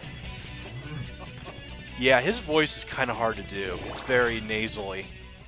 Yeah, and I'm not very stuffed up, so I can't do it. Yeah, they don't like that. Oh boy, my spleen! Nero did the voice perfectly. Okay, good.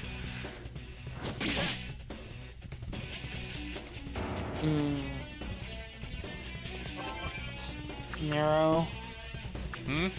Why are we here? Is that an existential why, or is that just like...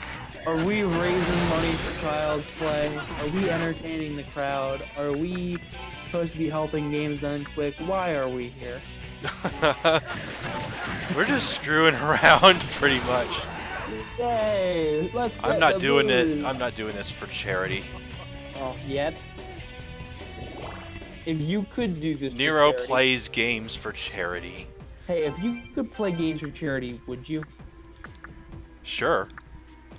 Sweet. Too bad we can't get that set up right now. We don't have enough viewers. Which you could help by spreading the word about our... We definitely need a better platform, such as Games Done Quick. We really would. We need a sponsor. So, Nero, what type of trivia would you want to know about?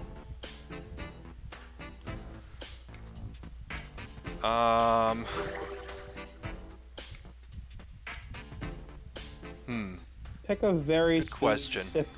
Pick a very specific topic. Super Smash Brothers trivia. I don't know. All right, I know what I'm gonna look up. Cool.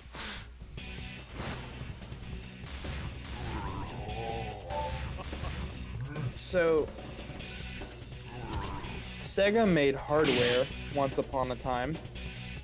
Yes. Did you know they had a console in the works called the Neptune? Nope, I did not know that. Although that would be the next console after the Saturn, I'm guessing. Nope. Really? The Neptune was a Sega 32X and a Sega Genesis in one. That was to be released in between the Saturn and the Genesis. Oh. Interesting. So it wasn't the... It was supposed to be the former, not the latter. Mm-hmm. The really interesting thing about it, it was actually completed, advertised, and never released. Wow. Well, I guess that just shows how plans can go awry sometimes. On top of that, there's another project known as the Sega Pluto. Is that in the works now, or is that something they thought of before too? This that didn't make it to market. Actually, this made it to market, but didn't go super hot. It was a. This has nothing to do with Super Smash Brothers, does it? No, it does not have anything to do with Super Smash Brothers. the Sega Pluto was actually turned into the Saturn, but originally it was supposed to be a Sega CD as well as a Genesis and 32X in one. But did it have... Oh, crap. I can't remember what it's called now. Blast processing. Yes, thank you. Yeah. Well, technically it would have to. It's a Genesis system. Indeed. I think like the system itself looks kind of clunky. Like it really doesn't look like a finished product from Sega, but it's just definitely a Saturn type thing. I'd like to see a picture of it. I will send you a picture of it. Alrighty then.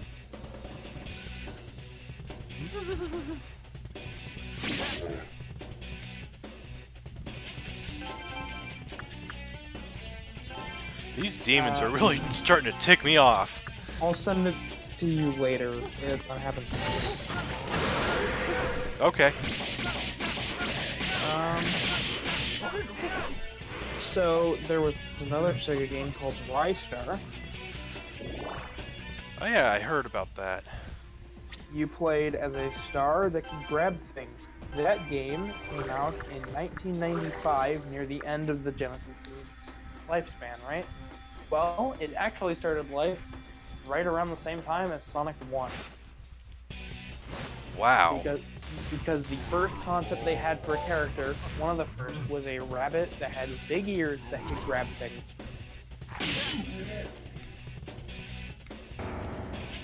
That got turned into only luck Rystar locusts because are they getting didn't away. like the rabbit. They didn't like the rabbit. Interesting. Another interesting fact, Rystar was also supposed to have a sequel. That never got released because Rystar sales were really, really bad.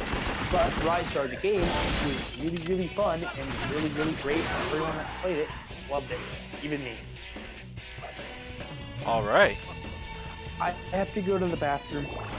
Good luck. Okay. Good luck being everybody entertained. I haven't heard anything from the chat lately at all, so I don't know who's there and who's not there. I have no idea.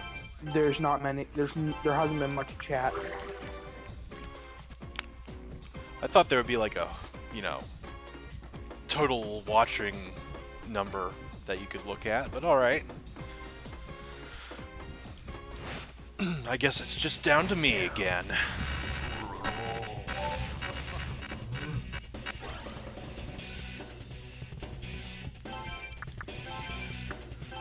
I really hope to get somewhere soon.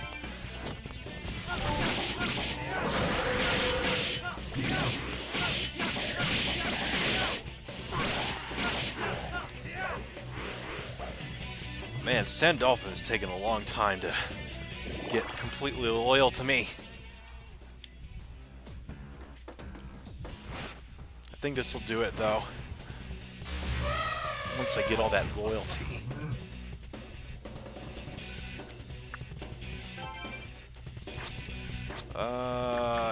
Yeah. There we go. Were there riots in the street while I were gone? Oh, tons. Just absolute mayhem while you were gone. I couldn't hold it down at all. I'm so sorry. I know, you probably were fine. You're like, wow, that guy's mad. I mean, I don't go back and watch these things. I mean, I'm part of these things. I don't ever go back and watch. You could literally have said anything when I. Yeah, I don't watch my own stuff either.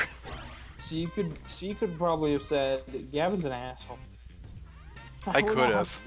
We're not having that. But why would I say that? Because I can be sometimes I can be a dick. Well, you haven't been so far. Hey guys, make a penis innuendo. You're kind of you're kind of hard on yourself, but definitely not hard on me or a dick towards me in any way. I think I'm gonna point my dick towards you. Okay, you can do that too.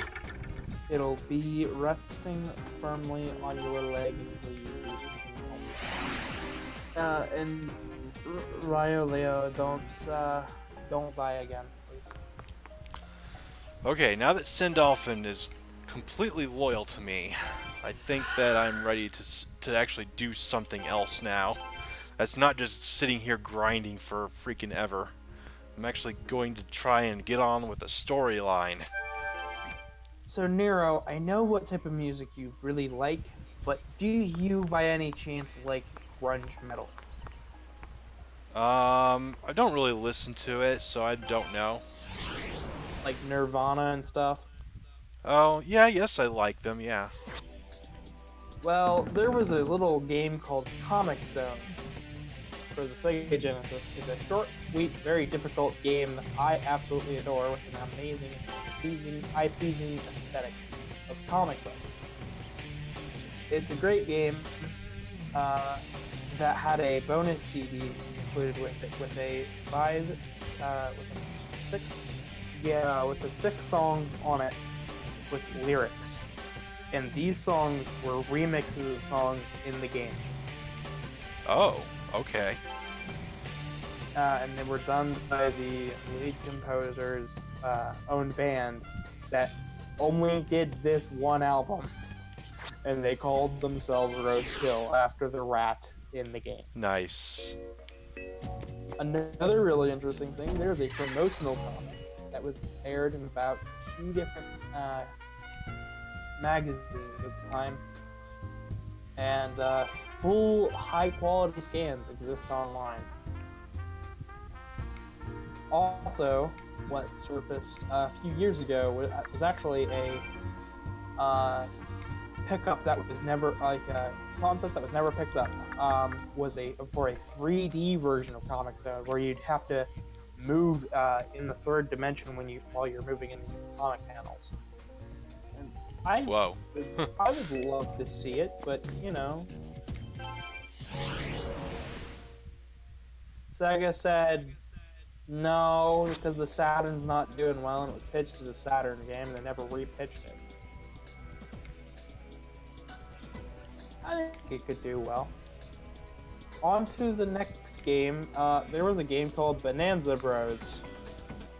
I know literally no trivia for it, so let's find some trivia for it.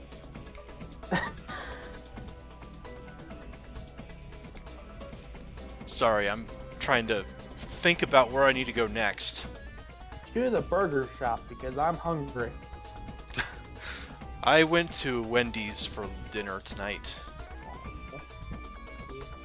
I had a nice mushroom and bacon double cheeseburger.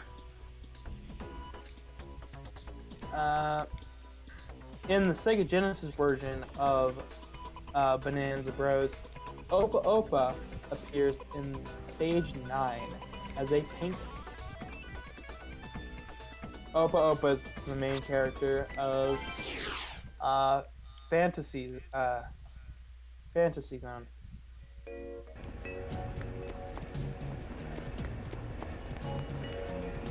I don't want to get run over by a streetcar.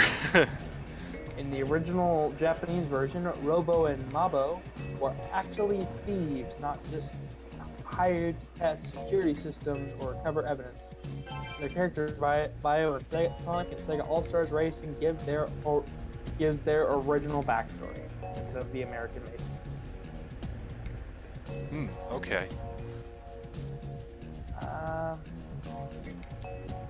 Next up, Vector Man, because once again, I don't know anything.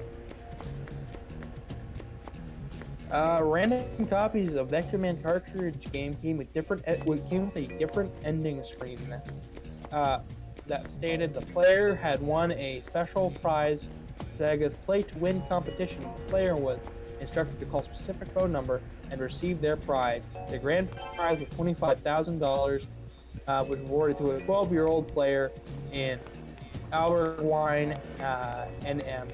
It's not known how many of the other prizes, one prize of $10,000 and 90 prizes of Sega Saturn systems, were awarded before the contest ended, July 31st, 1996. That's really interesting. They don't really know anything else about that. Seems like it would be something that would get recorded. Mm-hmm. It is possible to control Vector Man on the Sega logos. When the Sega logo appears, in the top right corner of the screen is a hidden TV. Shooting it reveals a power orb. After finding it, the screen will stop moving and the Sega logo will disappear. Huh. Until you hit start, of course, because you can skip past it. It's kind of it's a hard secret to find because that TV is constantly moving. Well, I found somebody who was infected with one of the Apollyon locusts, but I don't know what to do about it. Here's some other trivia for you that I know about the second game.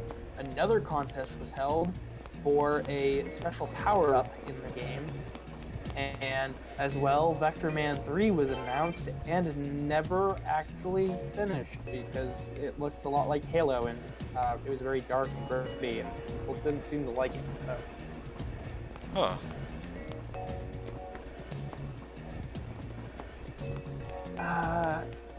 Let's go for Echo the Dolphin. Do you know Some trivia about Echo. Yeah, do you like Echo the Dolphin, Nero? I've seen it played. Isn't it, like, really hard? It is really hard. I actually beat it, and no, don't play it. Okay. Ed Onis is, I have no idea how to say his last name. The game's head designer stated that Pink Floyd served as a major inspiration to the game's music. The song Echoes may be the origin for the protagonist and one of the game's final levels. Welcome to the Machine may be a reference to Pink Floyd's song of the same name. Most of the artwork in the prehistoric era looks very similar, if not identical, to specific artwork by ZDEA with ZDENA with two dots above it. Then there's a weird looking thing, and then there's K. Brian? I don't know how to say that, but yeah, it does actually. It's kind of scary because the artwork was kind of scary. It's a very famous painting, by the way. It's where we have dinosaurs' head scales from, basically. Okay. The Echo the Dolphin creator, Ed, stated that he made the game so hard because he was paranoid that kids would rent the game and beat it over the weekend. Really? He said that's an interesting reason to make it so hard. He said that in a Twitter comment. So, Echo 2: The Tides of Time. The game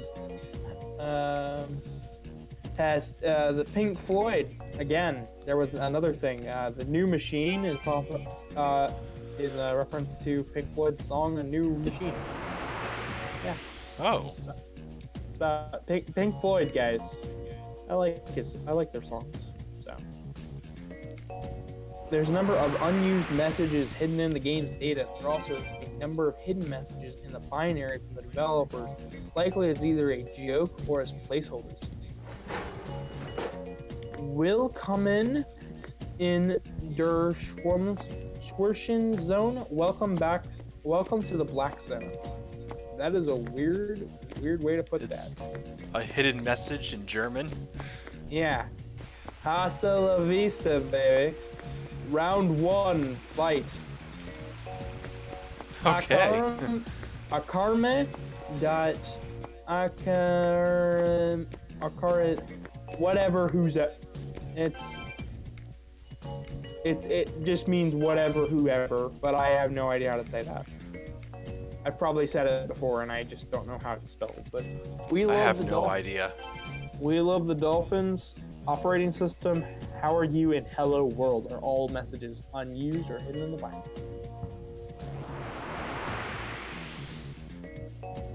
In an early prototype build, the Dark Future segment of the game was slightly different. There was also a cyborg dolphin boss that was removed from the final release. It was said to be a mini boss that also had a machine that would drop canisters that would break upon landing. The machine, having not been finished at the time of the prototype yet, uses a crab for the placeholder. Huh. And the dolphin looks pretty sweet.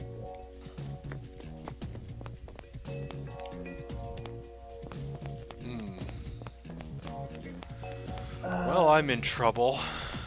Why are you in trouble? I can't remember where I'm going. What I need to do to progress. I want to progress, but how do I progress? Ryu, it's okay. Nero, if you need help, just ask. Okay.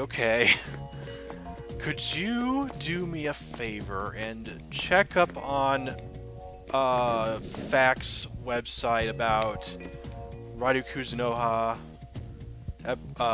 versus King Abaddon Chapter 7? SMT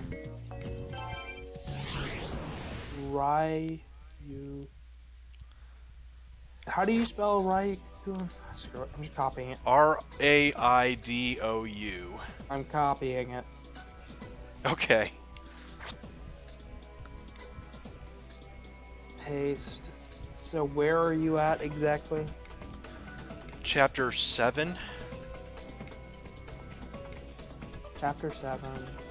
Yeah, I think that the last thing I did storyline-wise was go to Sukigata Village, and I fought Garen in combat, and I saved villagers from several Apollyon insects. And now I'm so a big old like meteor thing fell onto Sukigata Village, and now I need a way to I think I'm gonna be creating another Pogitron. Yeah, it's another Pogitron, since the first one that was being used by Dan. Stop What? Okay, I'll stop. Google is showing a total of 5 pages. On these 5 pages, and I've looked up SMT. GameFAQs should be good. I did go to GameFAQs. Yeah? They should have had something on it. The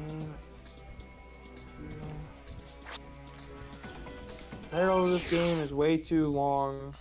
I'm sorry. No. I'm not complaining about the title of the name. That was literally a post. Oh, okay. Is DS2 already in the Philippines? If so, where can I get it? From 8 years ago. That seems like the questions board. You're going to want to go to the facts tab and look at the walkthroughs. Well, I figured it'd be the first thing that comes up because I looked up a walkthrough. Well, GameFAQs should have tabs, and they have like... Yeah, cheats, saves, reviews, images, videos, answers, board, home. Summary, release dates, game credits, also playing, collection status.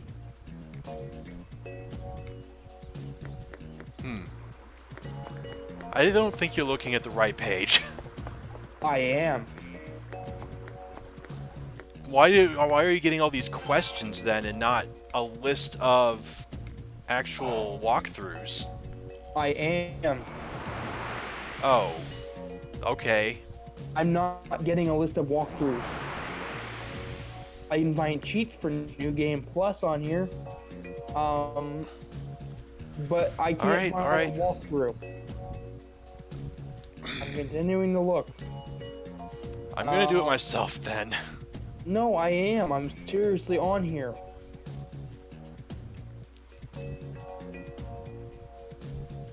I know you don't believe me, but they don't have a walkthrough.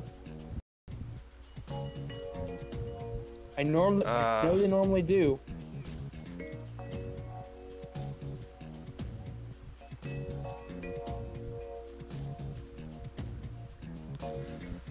I just needed to see for myself. I had to look. I have to go to Neo Seeker to find one. Okay. Now what am I searching for in this walkthrough? Probably go to like chapter 7. Okay. Vow from the Abyss. Save, Yes. Save it, fuck in. Save it, fuck off in.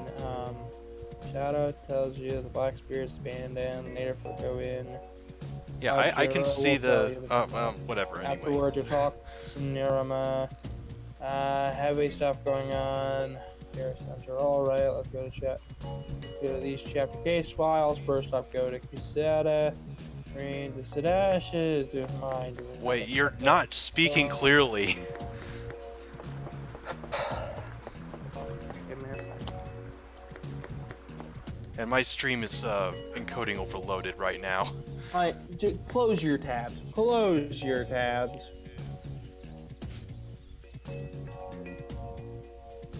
I don't want your stream to lag.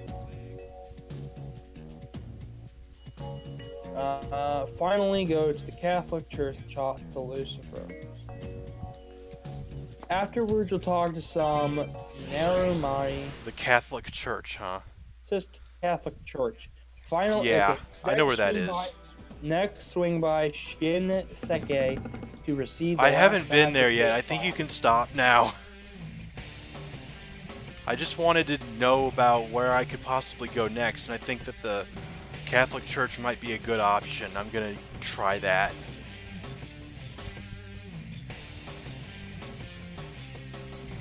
Well, the next thing you have to do is training. Apparently, there's a training hall thing you have to do. Return of the Dead. All right.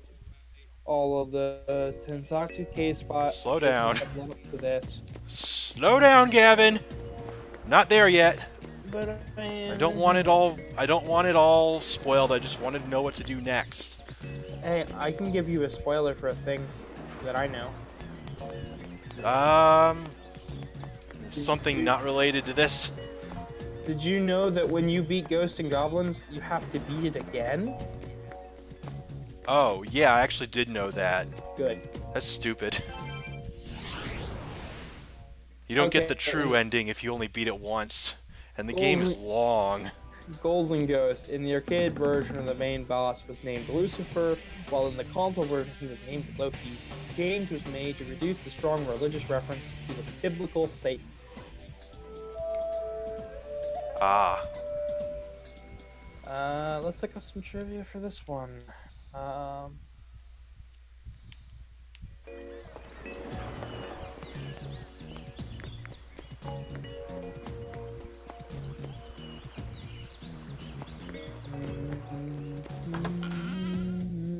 There's a lot of fucking Mega Man trivia, man. I hope that I am in the right place. Well, here's the blonde young man that's been following me around.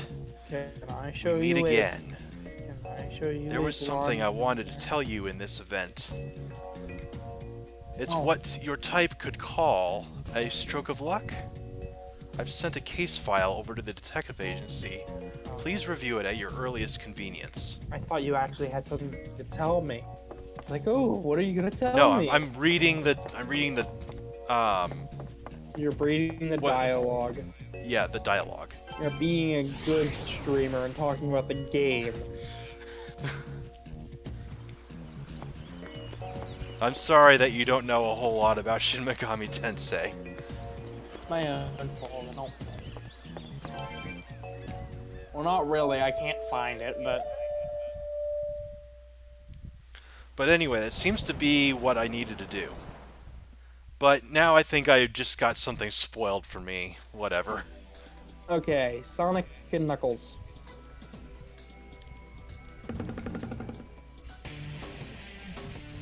In the Case file at the agency. In the Flying Battery Zone Act 1, there is an object known as the Flying Battery, which can only be seen by taking a certain path. It's simply an obstacle that can be pushed and it only appears once in the game.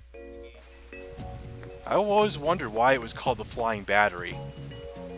A, it's the name of the ship, and 2, it runs on battery powers. Like those constantly fluctuating pieces of wires that move. Those are the battery chargers, basically. That's how it Oh, goes. okay. When you arrive at Sky Sanctuary Zone, Knuckles will jump over a big gap and create a bridge for you, allowing you to move on. He then sits down, exhausted, having you run after Dr. Abaddon. Without him. But if you instead turn to Knuckles and press down, having Sonic or Tails dock, Knuckles will see this as a vow, as if you're thanking him, and he will proceed to wave you off as if he's saying, just go.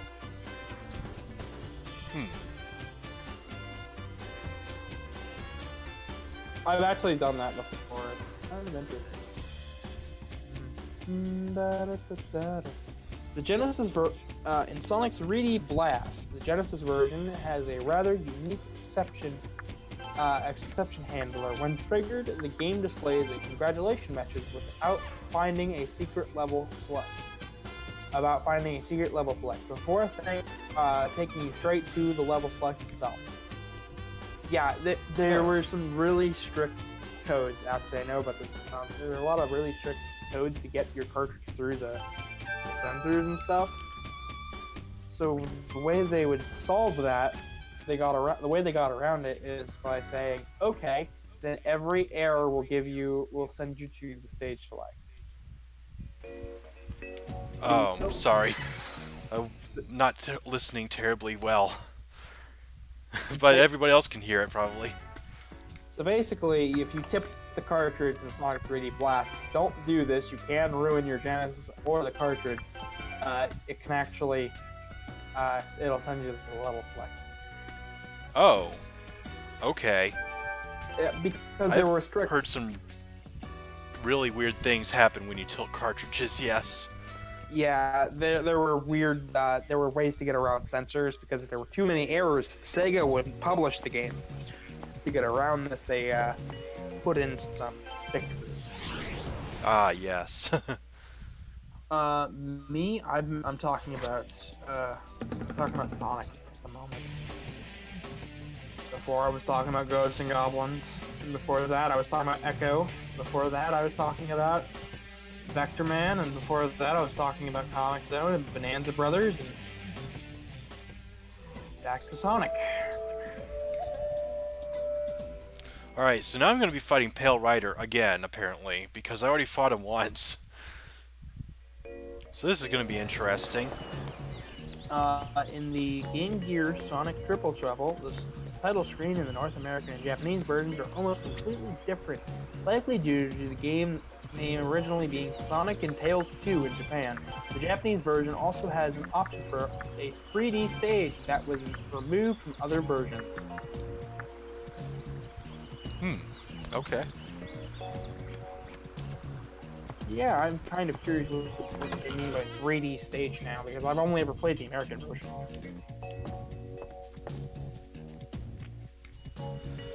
I will wait. In the Catholic Church. But, Isn't it strange that I meet a fiend in a Catholic church? But, no, I don't want to be What? raped by a priest. I just want to be raped by you. Well, I'm not getting raped, but you're not getting raped by a priest, you're getting raped by a scythe-wielding death demon. I want to be raped by you, not the priest. Or death. Hakeem, you're just in time for the Pale Rider fight. This is the second Pale Rider fight. You missed a lot of trivia, and my head hurt. Oh, poor Gavin. Don't say poor me. Stop taking pity. What? You sound so like a little kitty. I just want to pet you and stick my cock up you and all that. I'm going to have a fun evening. I'm gonna wake up tomorrow and he's gone. So... I'll say hi, Nero, and he'll be like, yeah, I'm not responding to this. Got work to do. Well, I don't have my phone at all, so... Oh, and I get a 5-minute time limit. This is awesome. But anyway... yeah, since I don't have my phone, then I'm not going to be able to respond at all during the day to anybody. So, there is actually a game released by Sega back when Sonic Jam was new, known as Sonic the Screensaver. And it plays the Japanese boss music with Sonic CD and flashes like certain artwork images. Okay. There are other desktop images that are also found on the Sonic Jam CD. There are 4 desktop images on the disk that can be easily accessed by putting the disk into a PC and navigating the extras directory to root the disk. And if you ever want to find them, now all you have to do is really look them up, but I've never seen that piece of artwork. That's pretty sweet. The world beyond calls your name. Sorry, I just had to do that. If the world beyond calls my name, it better have a damn good reason to want me. Also, I have a bit of trivia that's not showing me, actually. Sonic Jam, while it is a port of Sonic 1, 2, 3... That's lovely. Huh? My demons may get lost now. Oh, sorry. Yeah, it sucks. Although one of my demons... No, I think I didn't do orienteering. Orienteering would prevent demons from getting lost.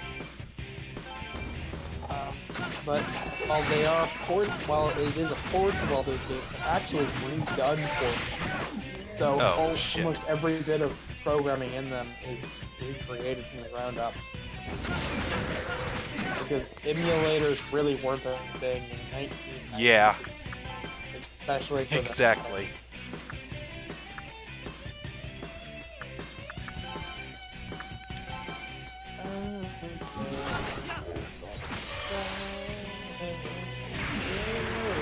Alright, halfway done. You'd best pick up the pace, young mortal. Signs of death are beginning to cover the world. Nero. What? Did you stop before the signs of death?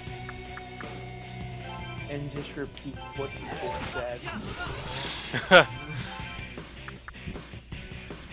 Please. What was it? Could you remind me? You best pick up the pace, mortal one.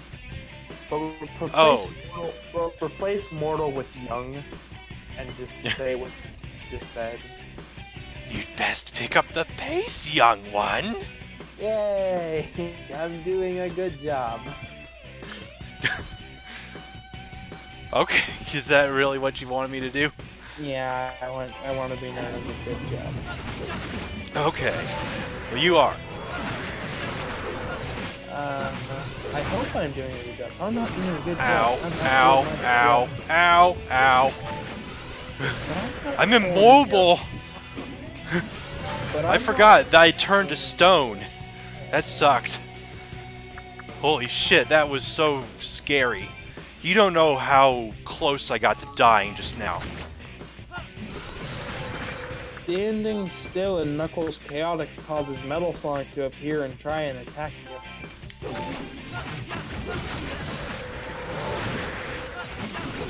Oh my god. And I'm almost out of mag, too.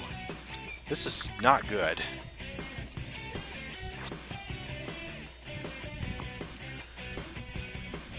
There's no way to increase my mag. Wow, and I only have one luck locust too. My luck is so bad. I think that's the worst part of it, is that my luck is bad. Oh, I could use Soma to restore all my mag. Do I want to use it? I only have one. Do not. I have 4 minutes left to defeat this guy. I might be able to pull it off. I'm gonna wait. Rockman EXE 4.5. While titled 4.5 is not canon to the rest of the Battle Network games, and is simply a test for multiple playable navis in Battle Network 5 and 6. This game was a Japanese-only exclusive made to test multiple navis. Oh my god. On to the next bit of trivia.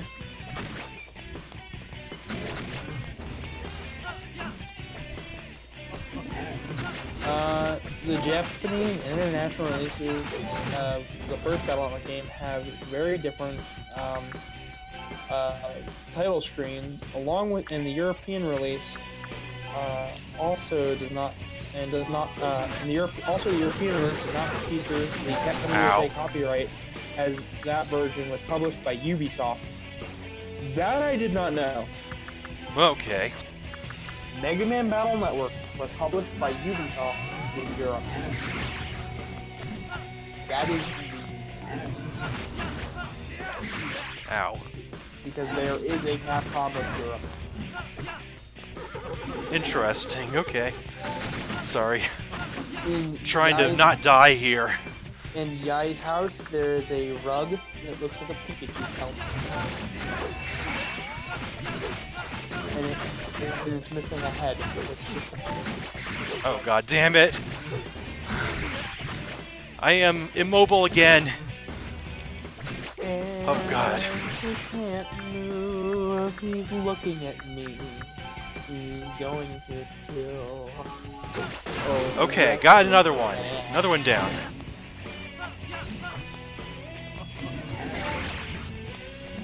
Come on, you. I hate this trick of his. Sorry, are you fading on me? No, I'm not fading. I'm just making weird noises. Okay. Just making sure. I have a little less than 3 minutes right now, and he's got half his health, and he's moving around everywhere on me. Do you want me to fade on you? No, I don't want you to fade on me. Watch as I blend into the background. This is just lovely. I hate this guy. Pale Rider is the worst. You know what's the worst? What? The guy that's called the worst is probably the worst.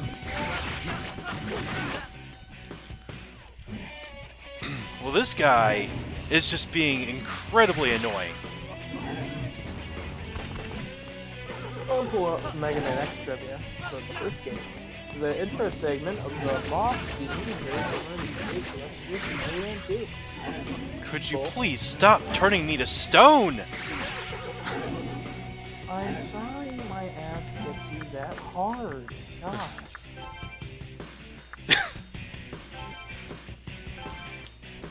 Well, I mean, that's a different kind of hard. The homing torpedo weapon is misspelled as horming torpedo. This was Horming? Horming torpedo, and this was fixed in Maverick Hunter X for the PSP. Interesting. Okay. On the US box art, both PC and SNES version, Lost Octopus can be seen with a purple color instead of his red color scheme seen in the game. The new boomerang cutter with fucking flame mammoths can cut out his trunks and you can't shoot oil. Yes, I know that. By viewing the demo and putting in a certain password to trigger a bug where you can start at Central Highway, but with all hard tanks, sub-tanks, weapons, and all Mavericks completed. Once you complete the interstate, you go straight to Cygnus Fortress. Okay. I did know about that. I've actually tried it, and I learned it actually that it can bust your charges if you do it enough times. Really? So I did it Wow. one time, and I never did it again. So... Okay, 2 minutes to go. He's in the red. Question.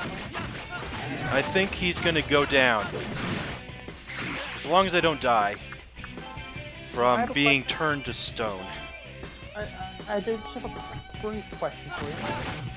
Okay.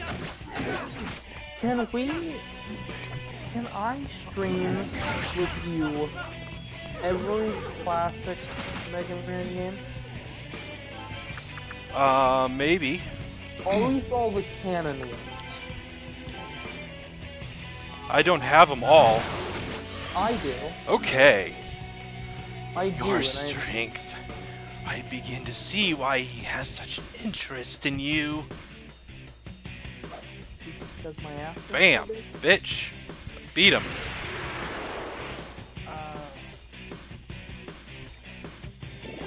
Originally, Zero was a redesign of the Mega Man character as portrayed by lead artist Keiji Inafune. However, Zero looked too different from the original Mega Man, so featuring a negative reaction from fans, Inafune gave him a new name and a secondary role to the new Mega Man X, who was then redesigned to be more similar to the original Mega Man.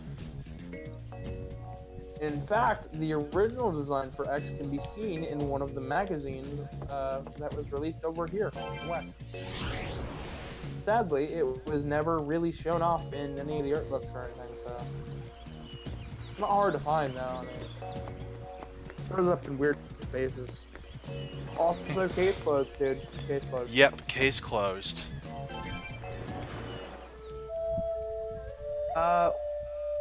Should I do X2 next for the next game that I tell trivia about? I guess so. I don't see any reason why not. Since I'm on a pretty big Mega Man kick. You are. 30th anniversary and everything. Oh. Is that this year? That's this year. There's a reason we're getting Mega Mega Man 11. 1988. No. 1987. Well, it's 2018. Yeah, December 17th. 1987 was when it first came out. Oh, okay. So end of 1987. So really, the 30th anniversary continues into 2018. Yeah, it continues up until that December 17th moment, and they're doing Mega Man 11, which is supposed to mark a new rebirth for the whole series. So. Oh, okay. So when 11 comes out, I didn't realize they had those kinds of plans. Yeah, they have big plans. From what I've heard, we got Mega Man 11 in the works that's coming out this year. We have the X Collection this year. We have X9 next year. We have a new Battle Network game for the year following, and Legends 3 being brought back from the dead. There are just so many things. There's the cartoon that's coming out this year, a bunch of along with a whole bunch of toys for that cartoon series. Man, you just keep tabs on like every freaking thing in the world, don't you? It's really hard. I bet. It's not something I would be doing. But it's really fun because I get to know about everything. See, everybody thinks I'm just an idiot. I'm just an idiot, but I'm an idiot that knows my shit. Why does everyone think you're an idiot? Because I don't have good grades and I'm kind of an idiot. Well, just because you might not have book smarts doesn't mean that you don't have, smarts in general. There's street smarts as well. I mean, sometimes people just don't have a whole lot of interest in school anyway. It's like, okay, so it's not that you don't have book smarts. I think just maybe school is just boring for you. Do you feel that way? It's easy for me. too easy, so I don't try. Okay, gotcha. So you've got the smarts. It's just that you're not feeling challenged at all, and so you don't really try, I guess. Because when I give a little bit of effort, I get like A's and B's and stuff. So. Yeah, well, public school is designed for the lowest common denominator, so it doesn't really help people who are exceptional actually achieve that and be challenged. It's kind of the problem with public school I have, anyway. And I guess that's why you don't want to go to college either. Yeah, that's another reason. I like figuring things out for myself, not being told how to do shit. Yeah, that's definitely not something that they really practice in public school education. Back to the trivia. Holding down the B button on controller 2 while turning on the SNES will display a diagnostic screen for the CX4 chip included in the cartridge. The chip is responsible for the trigonometry calculations necessary to display the animated wireframes in the game. We're talking about Mega Man X2, by the way. So, wireframes. Yeah. Do you know anything about the Crystal Snail power? Yeah, I do actually. What's up with that? Okay, so Crystal Snail's weapon is a jelly blob type thing that shoots across the screen in an arc. Well, if it hits an enemy, if it hits an enemy, it turns into a very large crystal with the enemy in the center, and you can stand on it. It's got some and you wonky can climb the coding. sides too. Yes, you can, but it also has some really weird coding, and you can glitch out the game with it. So. Yeah, in the powered up version, what are you slows down time. Yeah, to charge when you charge it, then it slows down time. But I heard that it bogs down the processor, and I'm like, why is that? Why would they make it like that? Okay, it does that because because it doesn't just slow. It doesn't just slow down time. It does that wavy effect too. Yeah, the wavy effect. That wavy effect is only applied to the background layers and not enemies or the player sprite. Well, there was a line of code missing, and it does that to the enemy sprites at least. And since you're loading things ahead, and they're doing the wavy effect, so basically the whole stage is doing it while you're in that time, so it bogs down the process. The whole stage is doing the wavy effect. The whole stage is doing the wavy effect, and to compensate with that, because it's supposed to be like time slowdown, every pattern is reset. Wow. Multiple times every time the wave effect goes through. Wow, that sounds really stupid. Like, as a programmer, that sounds like a really big oversight. It was the only way they could really get the effect to work, though. And you might be thinking, well, they could do it on the NES just fine. Yeah, but the SNES chipset is weird when it comes to like slowing things down, because because to slow things down or speed things up, it has to act like it's overclocking the system or slowing it down. Wow. That's really interesting. It is. Do you know a whole lot about Mode 7? I know a little bit. I know enough to get me around. Anything that you want to know in particular? I was kind of curious about how it was accomplished, really. And like, I mean, I guess it's kind of generic, but it was really revolutionary for the SNES and like any video game console at the time. They couldn't really have like these somewhat three-dimensional looking things like Mario Kart, for instance. I mean, the tracks, they came into view and they were like everything just like can you worked slow really down? well. for a moment because Sorry. You are talking about Mode 7, right? Yeah, Mode 7. Here's a little node fact. Not every game held Mode 7. A lot of games where people say, ooh, look at that Mode 7 graphics, that's not Mode 7. In fact, it's something completely different. Because Mode 7 was Mario actually Kart have it? Well, okay for the list. But Mode 7 is actually a pretty big calculation. The Game Boy Advance actually had a way to crunch down that Mode 7 number into about a 1/4 of what its normal calculation would be on the Super NES. So, yeah, it's a pretty complex algorithm, I would think, for the time. So F-Zero, Terranigma, Pilot Wings, Yoshi Safari, Teenage Mutant Ninja Turtles 4, Turtles in Time, Space, Super Castlevania 4, Secret of Mana, Secret of Evermore, Final Fantasy 4 through 4, 5, 6, Super Mario RPG, Legend of the Seven Stars, Dino City, Hyperzone, Super Mario Kart, Super Mario World, Super Metroid, Super Robot Worlds, a War Series, Super Robot War Series, my bad. Super Star Wars, Chrono Trigger, ActRaiser, Exhaust Heat, Sky Blazer, 7th Saga, Mega Man 7, Kirby Superstar, Axlay, SOS, NCAA Basketball, NHL, Stanley Cup, and The Legend of Zelda: A Link to the Past.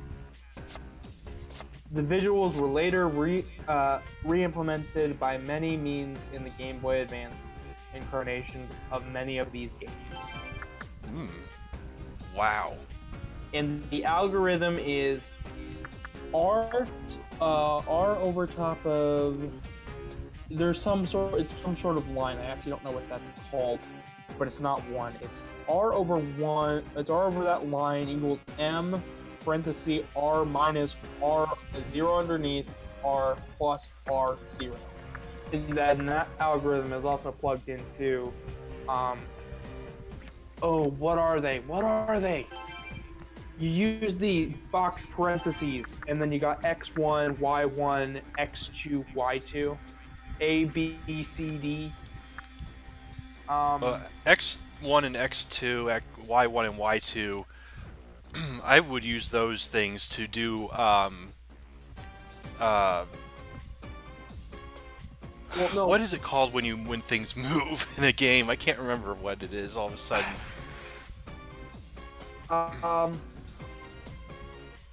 The R with the dash in it is a 2D matrix notion. Okay. But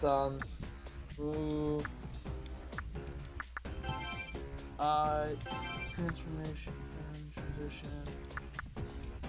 Anyways, but this whole, it's a big, the R part is actually just a very condensed version of this algorithm. If you want to see the formula, go to the wiki. Okay, will do. I guess this is getting more technical now. We're losing our audience. No.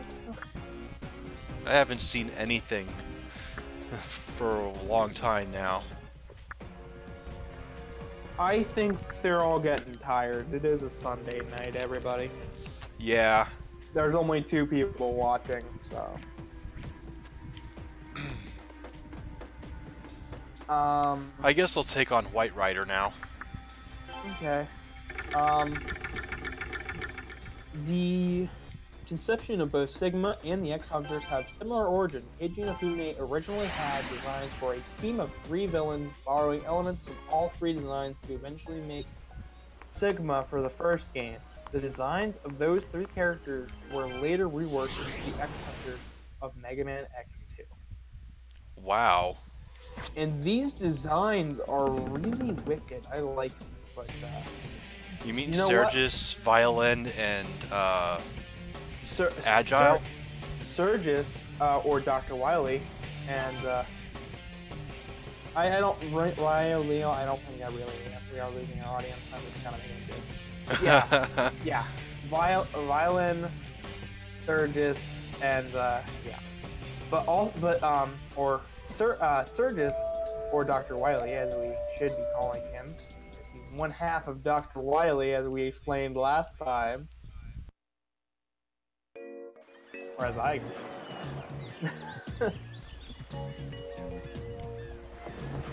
Yes. Speculations. Okay, yeah. That So one's what already- about Agile and Violin? Well, those two were actually meant to be parts of Sigma when they were originally designed. Like, all three of these guys were. Okay, parts of Sigma. And they were used as parts of Sigma, and they would split up and come together to form him. The big bulky one is basically like the strength. The short one would be Sigma's brain, and the tall one would be his skeleton.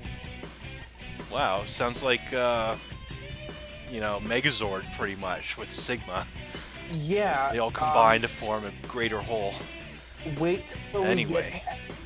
wait till we get to X3, because they actually reused that style of concept for two of its bosses. I need to do White Rider now. I am here at the request of another. Though the time may separate us, I shall fight you. Entertain me until the first seal is broken. Oh, really? Well, I was supposed to fight him first and then go to the Pale Rider last? Well, that seems like an oversight. I could just fight Pale Rider first and break the fourth seal before the first seal is broken.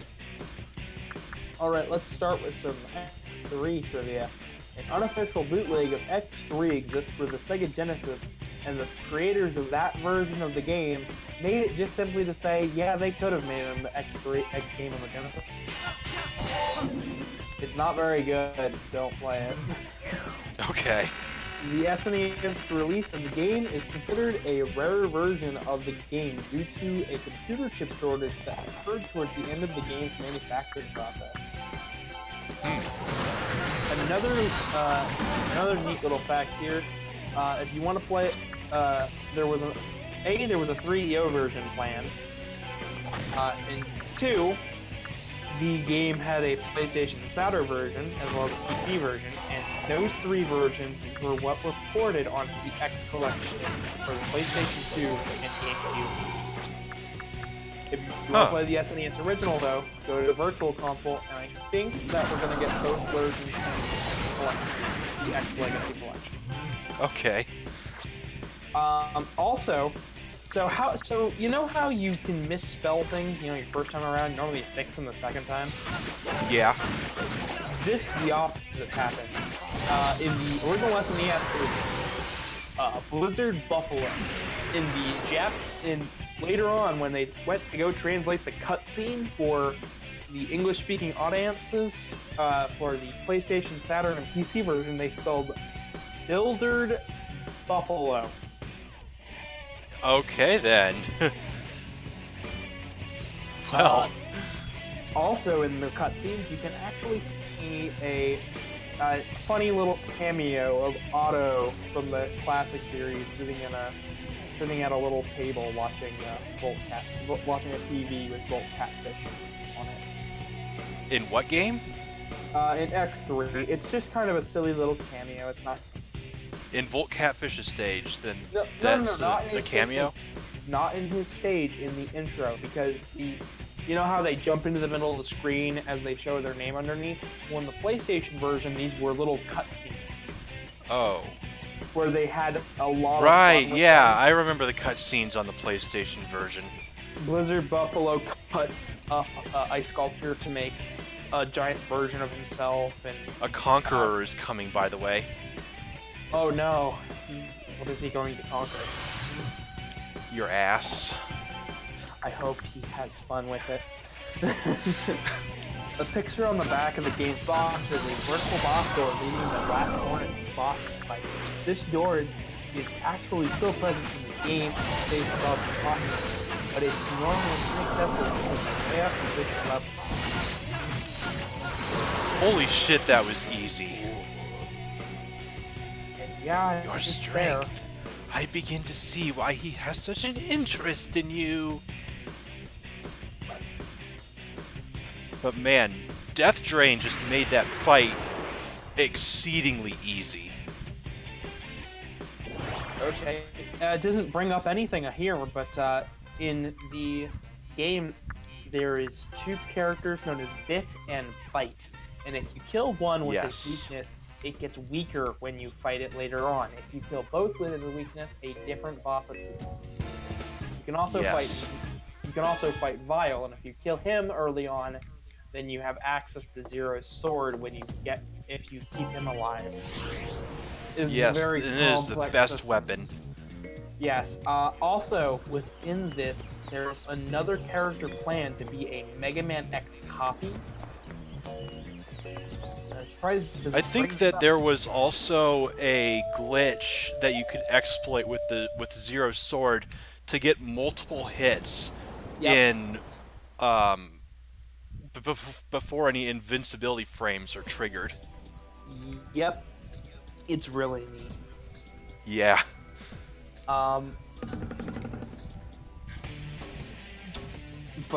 Yeah, there's some interesting facts for you. But this version of X was black, gold, and had 2 purple stripes leading down from his eyes.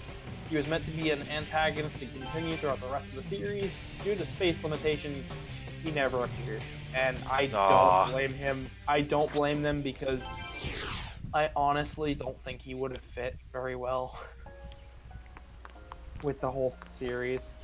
Especially because later on in a non-canon story by Namco, you actually get to see a version of X that is a copy built by Dr. Doppler, known as IX or Return X, and you'll get to see him. And you'll get to see him again this year in the Card-esque game, Rockman Mega Mission 4.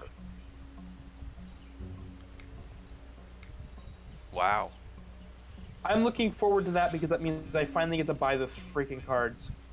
I'm not going to, but I might get to.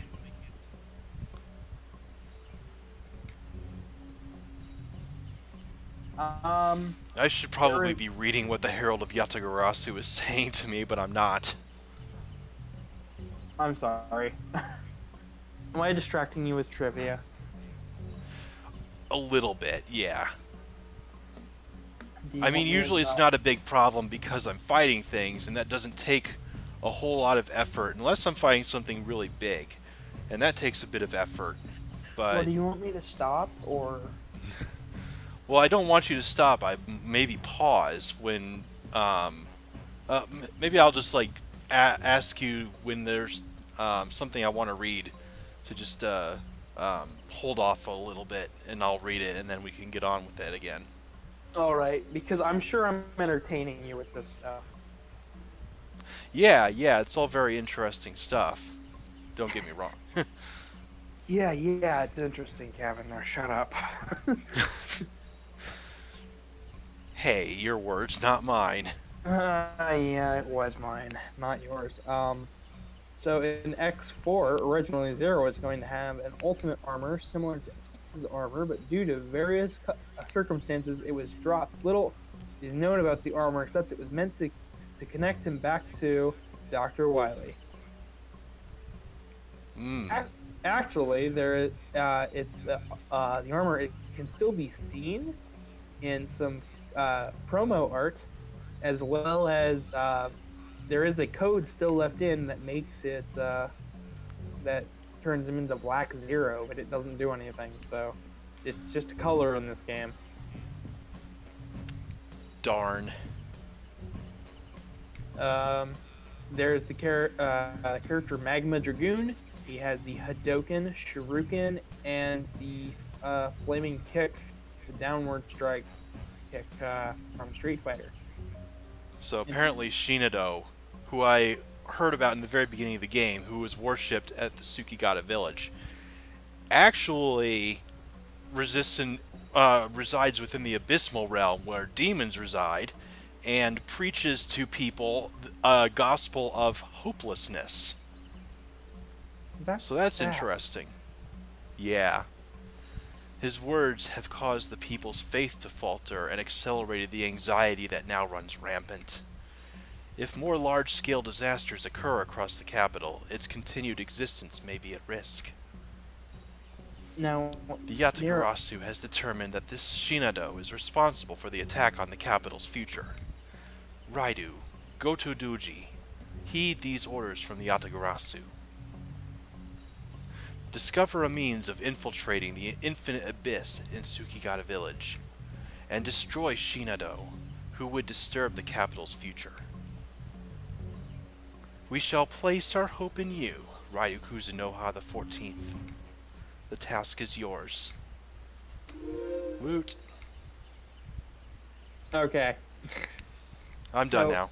So you know how that we were talking about the other day that you were saying all the Mega Man X bosses are Mavericks? Uh-huh. You're wrong. Really? Yes, because if you look at the symbols under the health bar in X4, 3 of them have the normal Sigma symbol, meaning they're Maverick, Magma Dragoon, Cyber Peacock, and Split Mushroom, while the other 5 have the symbol of the Repliforce, Web Spider, Storm Owl, Frost Walrus, Jet Stingray, and Slash. This means that most of the bosses you fight have not turned Maverick like the other game. So they were just pretty much ideologically driven by the Colonel and their loyalty to the Repliforce, pretty much. Yep. Interesting. Now wait till we get to X5, because it has more that aren't Maverick. Well, I know that, like, especially with Volt Adler, or is he a Squid Adler? Squid Adler, yeah. If you get to him within a certain period of time, then he's like in the process of going Maverick. And I think Izzy Glow, I think that he starts off, if you get to him early enough, then he's not Maverick at all. And then if you get to him later, then he goes Maverick. Mm-hmm. It also changes depending on characters that you pick. Yeah. That was really cool how they did that. When talking to Squid Adler with X, X will apologize for destroying Octopardo. Octopardo is actually a mistranslation of a launch octopus. And Squid Adler, and is Squid Adler's brother. Wow. I didn't know that. I thought they were partners. I didn't know they were brothers. They're brothers and friends. Wow. In the post-battle speech with Dark Dizzy, Elliot talks about how Sigma turned him Maverick 3 years before the game. During the battle, his health icon will be normal, the normal Sigma logo that Mavericks have in previous games, unlike the other bosses who have a skull. Dark Dizzy is the only Maverick in the game. Really? Yep. Huh. In the first 2 Sigma stages are both remakes of other stages from other Mega Man games. Stage 1 is a remake of Quick Man stage from Mega Man 2. The boss is the Black Devil, which is used in a remake or redesign of the Yellow Devil from Mega Man. And both are linked to the electric weapons. God, I hated that guy. Once his health is low enough, the Black Devil will turn into the Wily Machine 6 from Mega Man 6. Stage 2 is a remake of Stage 1 of Sigma's Fortress from the original Mega Man X, and the boss is Raidou Kuzunoha from the same game. Man, I hated the Black Devil, though. So, there is a reused song in the X series, which makes me upset, but I love the remix nonetheless.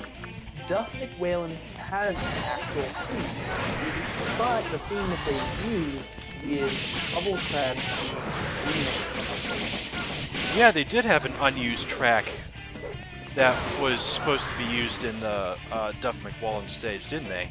Mm-hmm. And it's okay if Double Crab is Raidou Kuzunoha, Boss Fight, and the intro is the Get a Weapon theme from Mega Man 3. Yeah, wow. So many cameos and Easter eggs. The Yellow Devil boss has the remix of Mega Man 1's Yellow Devil boss. It's a pretty good thing.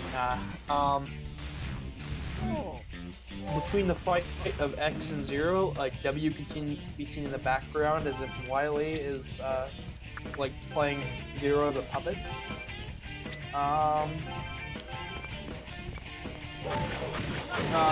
As well, here's a little fact that not many people know unless you have the manual.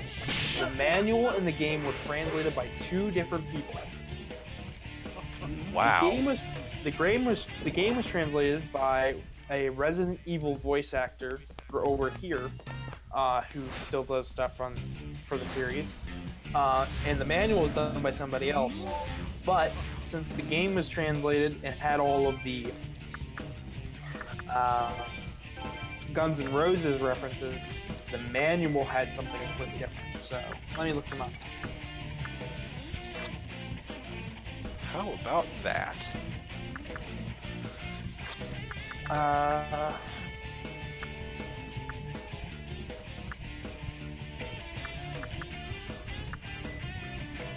Fire breath. Yes, fire breath.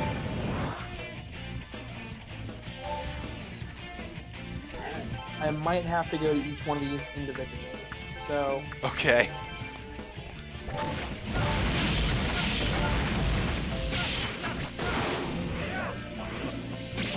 All I want to do is find some luck locusts right now. In Japan, Axel the Red is actually a female and it's Scarlet Witchcraft. Wow.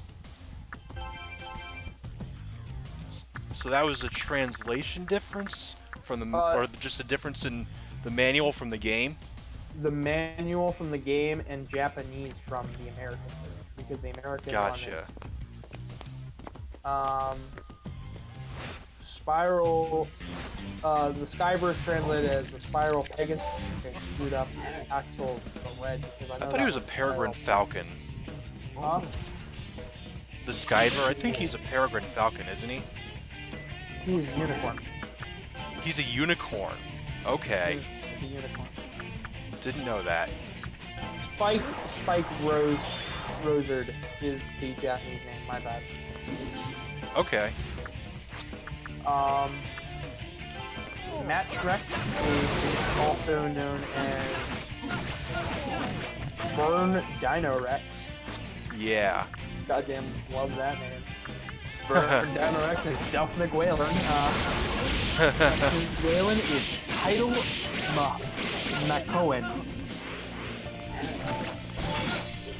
Title McCohen. Title Whale. Squid Adler is... Yeah, Mako whale is a species. Mm-hmm. Squid Adler is Volt Kraken. Oh yeah, okay, that's why I was getting confused. I said Volt Adler, or something like that, and it was actually me confusing both of those things together. Dark Dizzy is Dark Necrobat.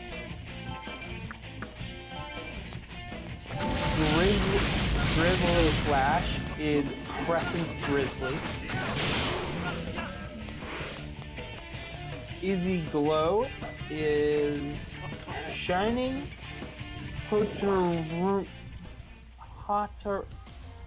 Shining Firefly. Spell it out.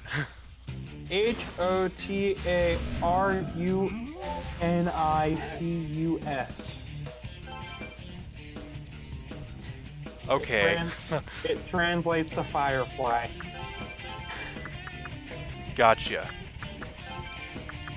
Oh, and Dynamo, I think he has a different name as well. Nope, still Dynamo. Do you know what the story behind Dynamo is? Yeah, he's a bounty hunter hired by Sigma. He was never infected because he actually found the cure. Oh, shit.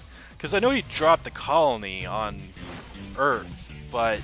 And then he, later on, in X6, went around collecting the Nightmare Souls. But that's pretty much all I knew about him. Sigma gave him immunity to the Sigma virus. And in return, he basically said, fine then, I'll do whatever as long as you pay me for the rest of my work, and was just hired to terrorize X-Zero. He had Okay. to do. So there's nothing else about him, like what he X, was doing previously? In X6, he felt bad about crashing the space colony down, but still wanted to have a good fight between X and Zero. And as far as I know, he works for he works for a very early Red Alert from X7. Okay, that's interesting. Because originally they're not really. Red Alert wasn't really a thing, but I think he helped found it, so. Like Surge is an X2. Some character development and redemption, I guess. Like Surge is an X2. There is a series of Isaac and Dr. Wisely in Mega Man X6. Metal Shark Player is, Man, I thought that Isaac, or Isaac, or however you want to pronounce it, looked like a fucking, like, Katamari Damacy character. Same. I don't like his design at all, but I do know he goes mad and gets killed, so... Or something of the sort. I don't actually know what happened to him, because he just kind of leaves the plot. Metal Shark Player and Prayer, he can summon up to 3 Mavericks. From the dead, he can summon a attack of Storm Eel. This demon says he's gonna bend my sideburns on the other side and make me feel ashamed. Like an eel. These demons, man. Some of them are just fucking crazy. They're just sexual.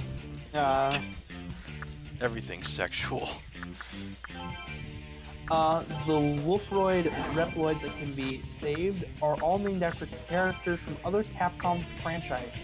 These are the Wolf Reploids that you can find. Margina, Morgan from Darkstalkers, Ryu from Street Fighter, Ken from Street Fighter, Chun-Li from Street Fighter, Guy, Final Fight, Nina, Breath of Fire, that's Rival School, Data, Mega Man Legends, Regina, Dino Crisis, Lenon, Resident Evil, Saiyan, Semoka, Onimusha, Narusho, known as Phoenix Wright in English, the Ace Attorney series, Dante from Devil May Cry, Of course. Gomez from El Dorado Gate, and Arthur from Ghost of Gavin. That is all the trivia they had. Oh, already then. Well, I do have a bit of more trivia for X6 though. All of the bosses were unused concepts for X5. Well, I'm glad they got used then. I am, because they are really good. On the X7, because they're... Why not? I'm having fun setting up the trivia. You always have fun with trivia. I do. Because it's what you do, like, every day, pretty much. It's what you're interested in. And I think that's really cool. There is no trivia for X7 on here. There's barely any trivia for X8. I guess people really don't like these games, but I like X7 and X8. You know, even if X7 I can't finish X7. I just can't do it. It's okay. If we get to it, I'll play it, okay? Okay. You can have all the fun that I'm missing, I guess. I don't have fun with X7. I just like speed running it because it's fun to rush through things. In X8, Okay. if you have a save file for command mission or put in a save, you can fight Cutman in the second to final level. Huh. It's a simulation, and in fact there is a message beforehand that says you can't beat this, it's hidden in the code, so basically if you can't beat this boss, you're not a magic hunter. Nice. Gotta love it when they add stuff like that. Sure, they don't have any You know, trivia, but they have soccer trivia. My game that I worked on had an Easter egg in it. Oh, what is it? What was the Easter egg? I want to know. I put it in myself. I got my hands on the level editor so that I could work on the levels because they needed to have some code in them that wasn't just back behind the scenes. And I played around with the level a little bit, and I added an extra little area in one of my levels, or in one of the levels, I should say. They're not mine. It's hidden, like, in a wall. And you can't see it because it's like two-dimensional notebook paper, and there are no boundaries that indicate anything is there. But if you go through the wall, then you get into this secret area where you can pick up some money, and you can also see 4 kind of crudely drawn furry faces. And one of them is me, one of them is my previous mistress, Kiedra. One of them is one of Kiedra's pets. His name was Kato. And another pet of my mistress, whose name was Theo. You can see all 4 of these faces along with a bunch of money power-up in this secret little area. Oh, that's cute. Yeah. I have a question. If you ever get a chance to make another game, would you put an Easter egg in there referencing me? I guess I could. Sure, why not? Although, you know, putting Easter eggs in like that can be a little bit risky, yeah. Let's go on to the Game Boy game. I'm gonna go back and find X7. I'm just gonna use this site for the rest of the last 2, and then we'll go over there. Okay. So in the English version of Mega Man Extreme, they misspelled Vile's name as the Japanese version of his name, Lava, and the error is still there in the 3DS version. Oh, thank you, Hakeem.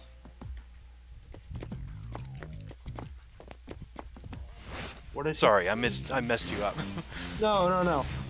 Oh, Easter egg. Yes, this Easter egg. You messed me up. Okay, found it. Due to a translation error in Extreme 2, the Reploid Research Laboratory was written as Reploid Research Lavatory. Huh. Like a lava. L-A-V-A-tory. Lavatory. This error was fixed in the 3DS Virtual Console release. Lavatory. Lavatory. According to the developers of the game, Iris was given a larger role in this game as X and Zero's navigator to make up for everything they put her through in X4, because she dies in X4, and I think the developers felt bad because they liked the character. I felt bad at that. And it led to one of the most mimetic Zero lines ever. Did you know what am I fighting for? Would you like to know a bit of facts about that line? Sure. Did you know it's been read out aloud by every single person who has ever done Zero's voice?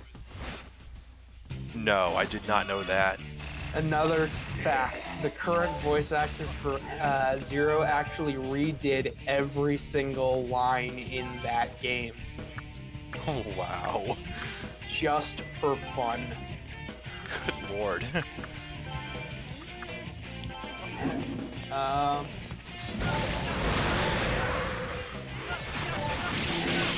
X7 had shelf-shaded graphics. That is one of its... what data graphics? Cell shading. Cell shaded, okay. I think it failed at that, but okay. And this is Axel's first appearance. Well, that's all IMDb has to say. Thanks. Over to Moby Games to see if they've got anything more. You know what I really like looking up sometimes? TV tropes. I've never really been there, so... It's really good how they have, like, themes that keep reappearing in games and movies and stuff, and looking at just what people discover in it about these themes. In the Japanese version, a song called Code Crush was removed, and all of the other versions. It's like, these are really shitty facts. Come on, guys. Gotta be something. I know more than this. Maybe you should write for them then. I should. Show them how it's done. In X7, Keiji Inafune only did about 2 things with that game. A, he told how they should design every Maverick and even Axel himself. And wow. 2, he helped decide on the shell-shaded look. Okay. Oh, hey, I have 9 foxtails. You want to know what the foxtail does? Yeah, sure. Let me demonstrate. I'm looking. Raidou used foxtail. What's with the foxtail, Nero? I might be reduced to cat form, but I'm still your predecessor, and don't forget it. I am using another one. Don't expect me to fall for that stale trick again. I used another. What does a foxtail have to do with the case? Stay focused on the investigation. Sorry, I know it's not syncing up with the video that you're watching. No, it's not. It's really weird. If this foxtail obsession of yours becomes a problem, Raidou, I'll have to report it to the higher-ups. And now he's just...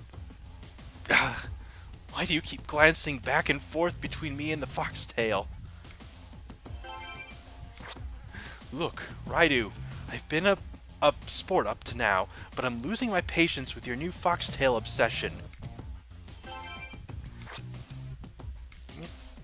I surrender. You win. You can play with me and the foxtail to your heart's content. If this is what it takes to get you to relieve the stress of the case, I'm happy to oblige. Another...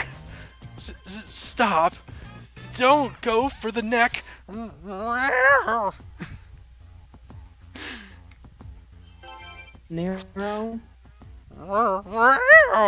I can't believe I'm reduced to this, powerless before a foxtail.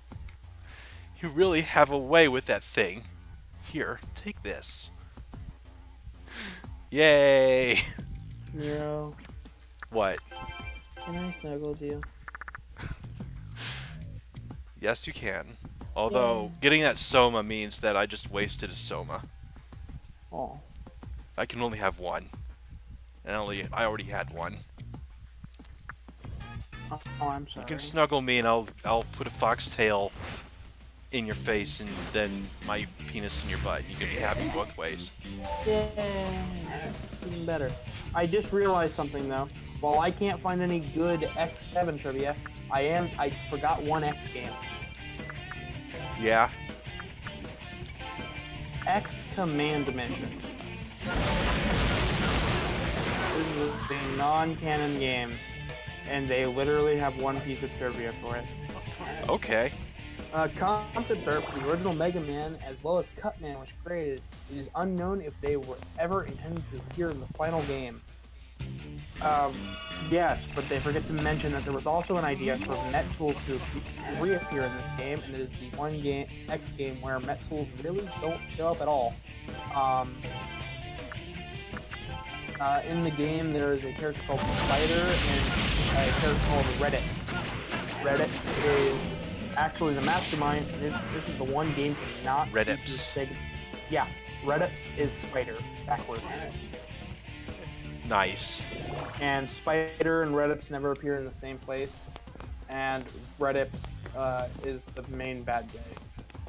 You ever notice how the sun and the moon never appear in the same place at the same time? I know! Like that Clark Kent guy in Superman. Now where'd Clark go to? Confiscate!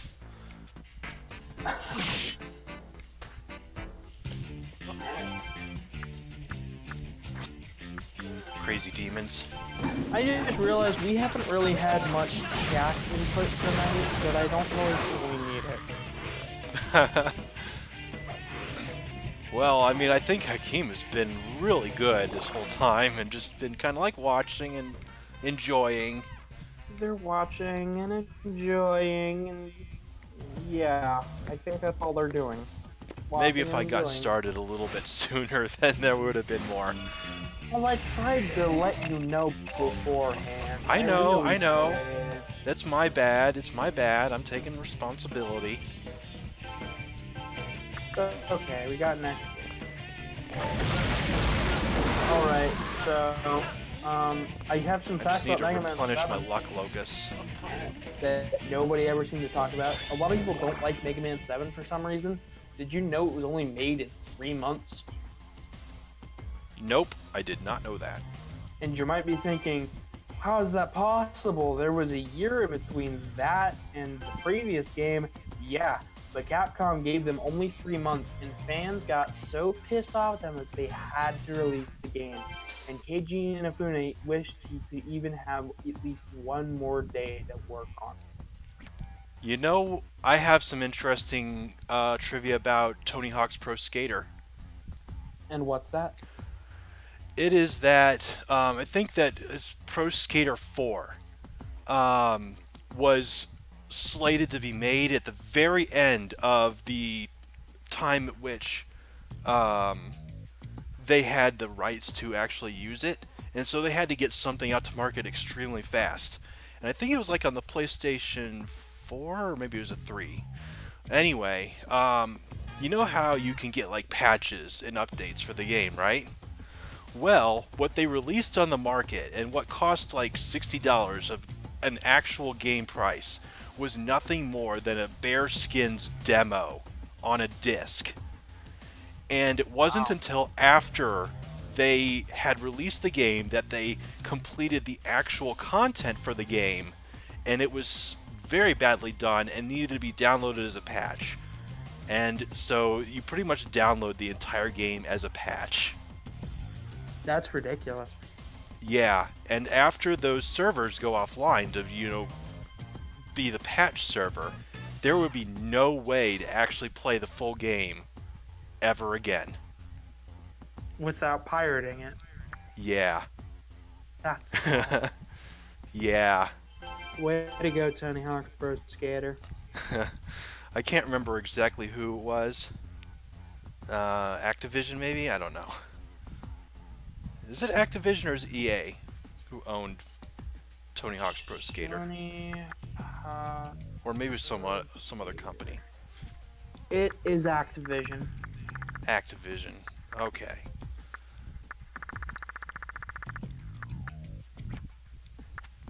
So that was my little bit to add. Because Nero is smart. Okay, so I got 6 cages empty. I can have 6 more luck locusts. Nero, what's your favorite cartoon?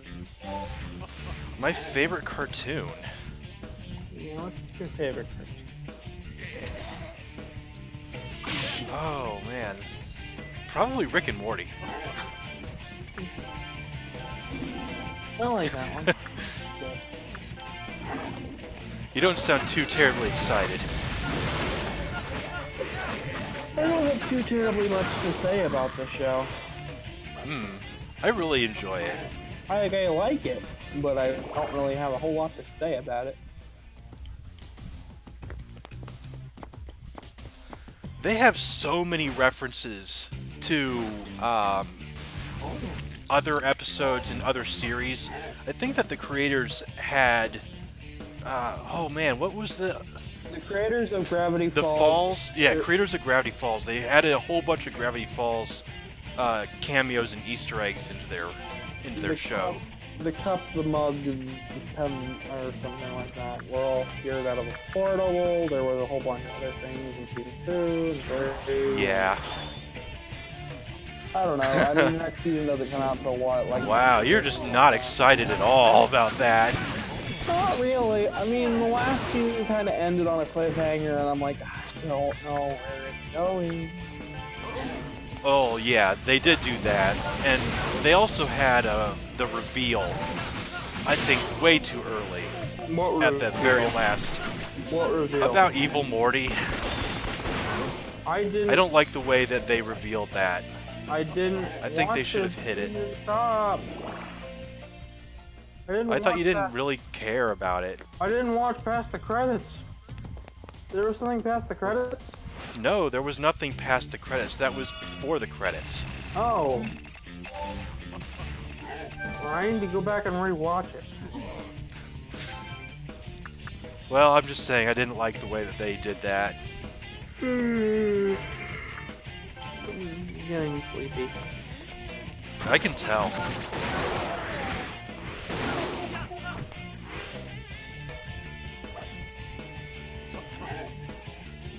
I'm getting sleepy and I'm getting smellier. Okay. We should probably wrap this up pretty soon. No, it's okay. The creator from both series knew each other during college. Okay. That's pretty cool. Now chat's gonna say trivia. Chat's going to take my place from here on out. This is the last episode. Nobody can take your place. You're always getting down on yourself. Anyone could take my place. You could take my place.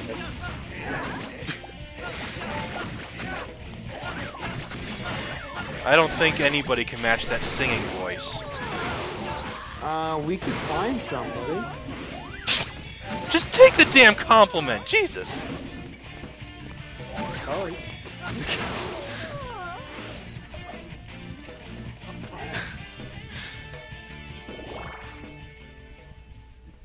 You're really not good at taking compliments. I'm not. Well, at least I'm not fighting you about it. Okay, I'll give you that. I like that snowball dude. He's Jack Frost. He is the mascot of the Shin Megami Tensei games. He's adorable. He is. Oh, it's got some Nandis in here.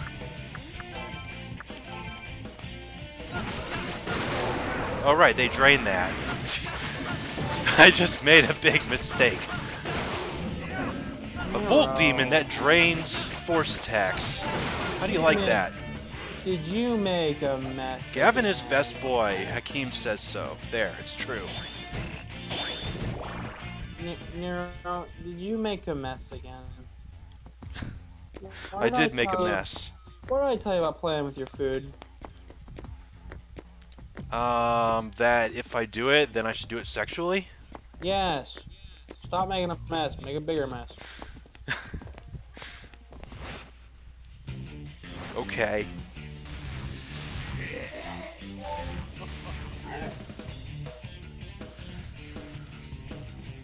So, Nero, can I tell you about the foxes and the raccoons? Sure.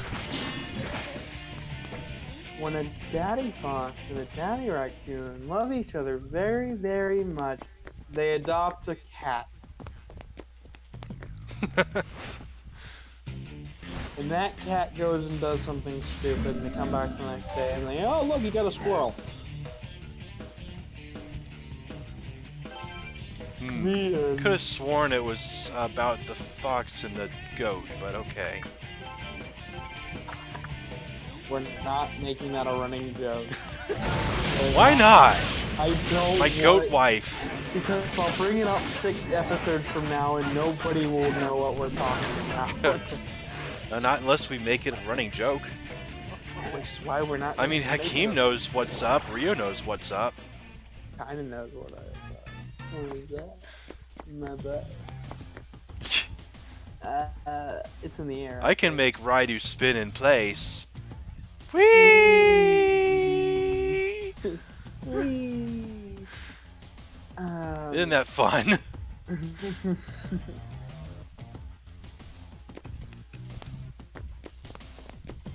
Yeah.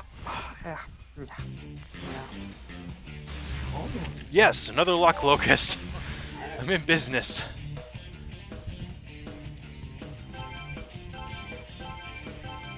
Just need to get a couple more of these.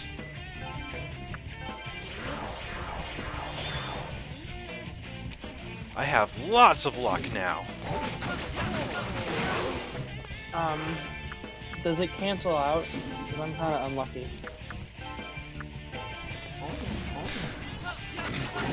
Yes, I can pass my luck on to you. Just hold this insect cage. Oh no. That's scary cage. I don't like insects. Bugs are creepy.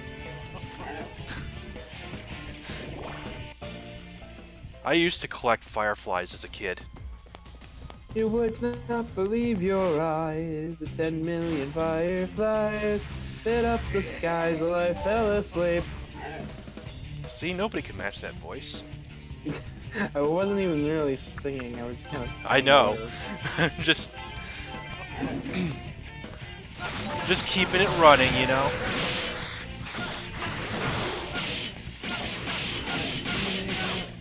Your hair. I fell on my face. So I kind of wonder what's going to happen this week. Because, I mean, Seth is supposed to be over Wednesday, hopefully. But apparently he also has scheduled another fucking dentist appointment because he's a madman like that. Good lord. I'm supposed to wake up and see my parents waiting for me on that day, so I get to be somewhat annoyed. Yay. Yeah, I really don't want to do their fucking chores. I'm gonna tell them to piss off because I've been doing this for the past couple weeks. Well, that's a dangerous move. That's a bold move, well, Cotton. Let's see how it pays off for him. Well, I mean, literally last year, on Christmas, I had to carry in wood. The year before that, on my birthday, I had to carry in wood. Christmas that same year, carried in wood. Birthday, carried in wood. This year, have to carry in wood. I don't want to do it again. Well, you know, sometimes my dad actually asked me to mow the lawn when I came to their house for during August. So, yeah, just, hey, Mom and Dad, how are you? Hey, could you mow the lawn while you're here? God damn it. It's like, are parents just that lazy? No. It's not that they're lazy, come on. My dad actually has really bad back and leg problems, and it would just be really good. Every parent has bad back and leg problems. Well, yeah, because they're busy raising us little shits. Maybe just saying. Maybe they should work out more. You're gonna hate me then. Why? I'm exactly the type of parent that doesn't work out. Yeah. Well, I will be anyway. Yeah, but you know, I like snuggling with you. I don't like snuggling with my actual dad. Okay, so some parents are just lazy and they get their kids to do everything for them because they feel like they can boss them around, and the kids don't have any say in the matter at all, and that's really bad. And those parents shouldn't be parents. So my parents. Okay, I guess. I don't know your parents, I just know that your mom sometimes comes in and says hi when we're on stream. And then screams at you about breaking the computer when you really didn't. Yeah, she does a lot more worse things than that, but That's pretty bad, though. my family is kind of fucked up in a way. Well, aren't all families fucked up in a way? There's a reason I will never have. My dad had, you know, like 7 or 8 long-lost half-siblings that he never knew about until his 40s. He was literally raised in an orphanage because his parents couldn't afford to keep him around. Anyway, just a little factoid about my dad. Can I have a factoid about you?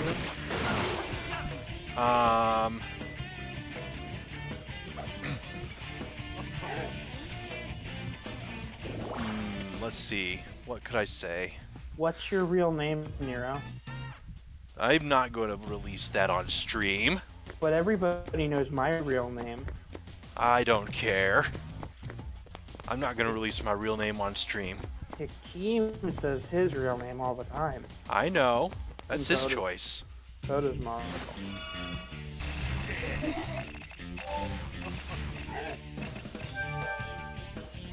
And I'm not going to go around, you know, well, you know me, I'm not going to go around saying things about people and their real name. But, Yeah. I don't know. Yeah. I just don't feel good about it. Can you make a fake fact about me? A fake fact about you. Yeah, I want a fake fact about me. It can be a lie, it could be the truth, it just has to be a fake fact. Well, if it's the truth, then it's not a fake fact, is it? You could be stretching the truth a lot. Okay.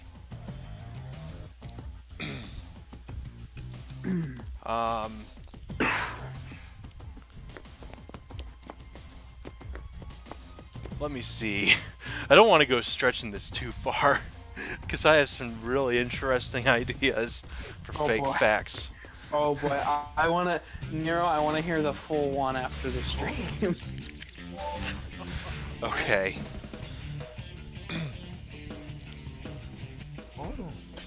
Go. Go. Cat can make one. Gavin Cat can make one once.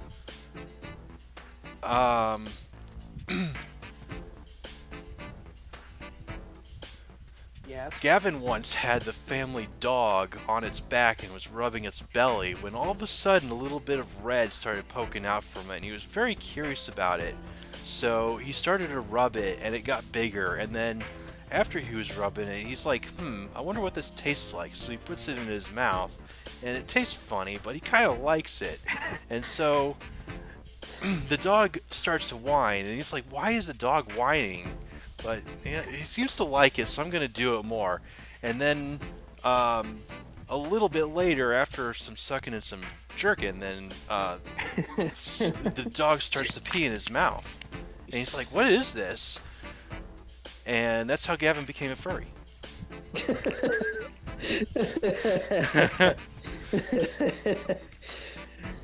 Nero. What? One. That is not how I became a furry. 2. That's the best, like, exaggeration of me rubbing a dog's belly ever. Well, I'm glad that you enjoyed that fake fact about Gavin. That was a fake fact about me. No, chat, feel free to come up with another fake fact about me. I would love story. I want to read it because actually, do you even want to know how I became a furry? Sure. Okay, so I was part of the I like Sonic games, right? Yeah. So I was about 6 or so, and I decided to, I was playing Flash games and stuff, and me and my friends were like, let's play this Pac-Man game. And we were, and we got bored of it.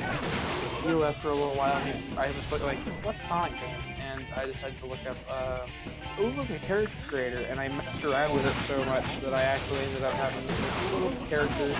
And then one day I decided, back in 2009, I decided I was sick of having this character. I hadn't been super in depth with Sonic fandoms or anything. I really wasn't even that attached to the character that I had created. Oh, Rio has a fake fact about you. You also took that dog knot up the butt. Okay, yes. Apparently that's also what happened. Apparently. This has been another fake fact. Yes. Anyways, continue. So, yeah, I wasn't even really attached, but I decided, you know what, sure, I'm going to recreate this, but I'm going to do it better. I'm not going to make it attached to the song or anything. And at the time, I don't know if you've ever seen him, but he is known as Rom Mithril. He does Mega Man, Perfect Run, a whole bunch of stuff. And, you know, I'm pretty Chevy to dragons already, being born in the year of the dragon anyways. Oh, I didn't know that about you. Yeah, 2000 was the year of the dragon. I'm the year of the rabbit. Oh, cute. 1987. How cute. So, I decided I was going to redraw this character, and I failed. I messed up. It was supposed to look like, it was supposed to be a foot, and I failed, and it looked like a snout, and I continued to draw, and I was like, you know, screw it, I'm just gonna finish it. And I ended up getting really attached to this character because it was a dragon. It was really a dorky looking dragon, kind of like me, and black hair, and weird. Now, as the years went on, my brain decided to make the dragon more and more violent and hateful towards humans because I fucking hated my teachers and my family and my dad, and I was just trying to take everything. So kept making this character worse and worse, and I said, finally, one day, I was like, screw it, back in 20, not 14-ish, might have been 14 actually, 14, 15, I started to sit, I have no idea what that was, but I started to draw. I said screw it, I stopped drawing the dragon and I started drawing more sexually themed things, and I drew this purple cat in a short shorts that were completely off and a thong, and I was very proud of myself that day because I was I think you're not talking into the microphone, because I think you're getting a little bit more quiet. I'm sorry. Okay. What was the last thing they heard? Well, I mean, you're just getting a bit more quiet. I don't think I don't think it was like so bad that they couldn't hear you at all. Okay. Right? Wait for chat to respond. Waiting.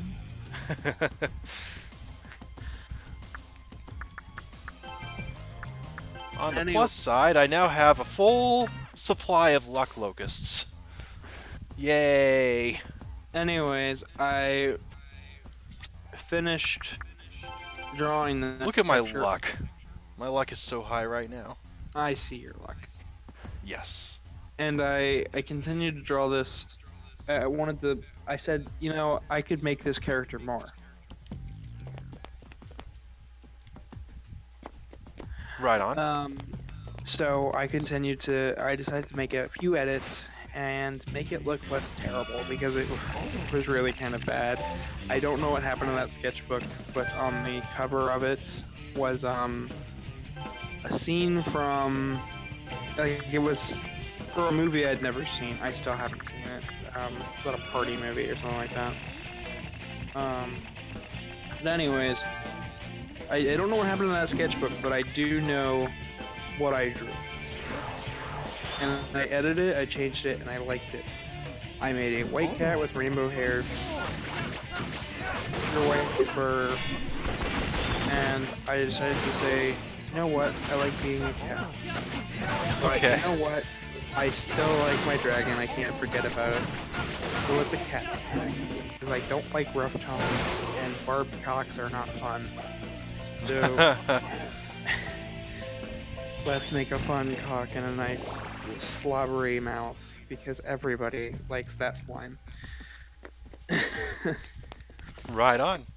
So I made this character and everything, and I kind of think me being a furry started back in 2006 or so.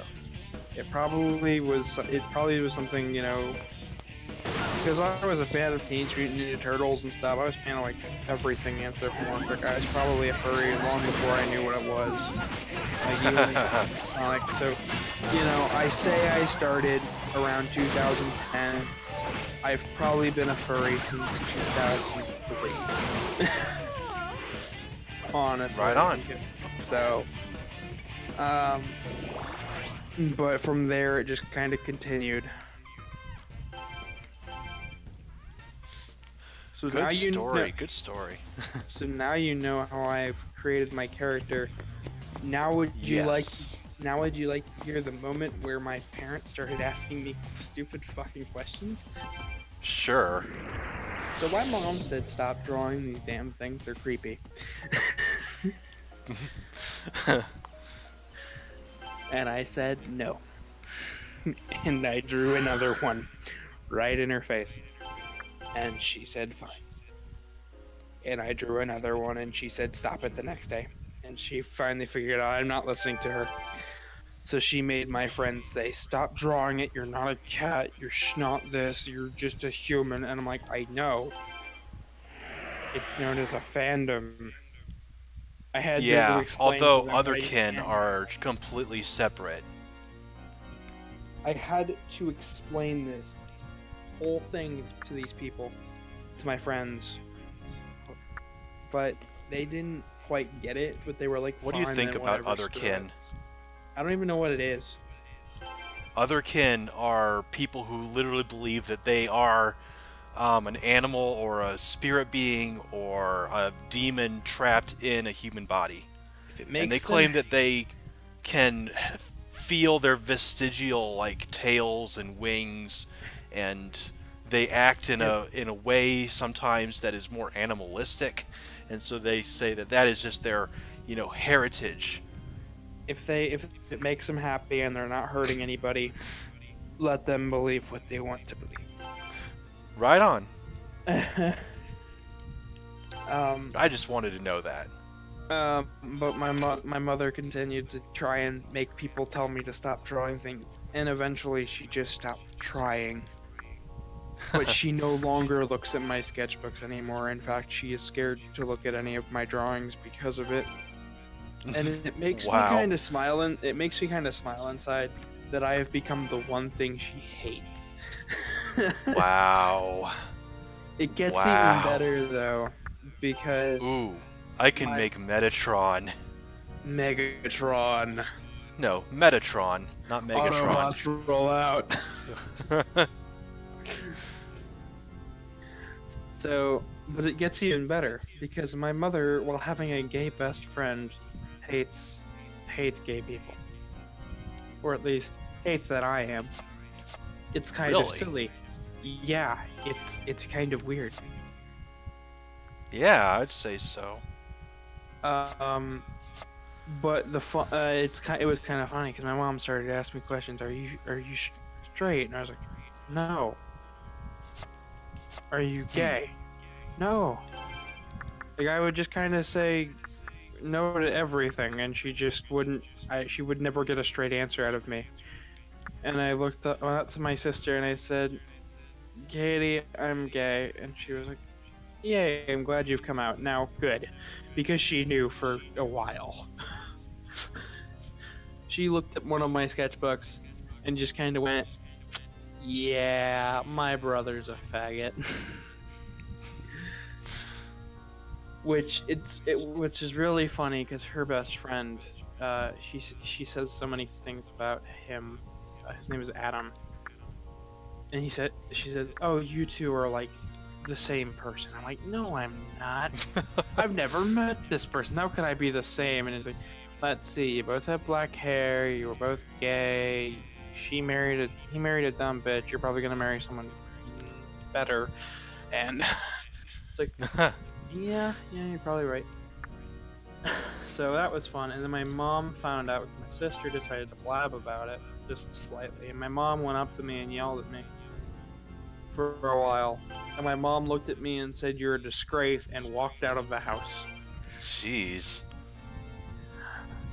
I told my dad I was gay after not seeing him for 5 years, and it just scared the shit out of him because I think it was a shock to both our systems. Because on the way home, I was silent, he was silent, and neither of us knew what to say.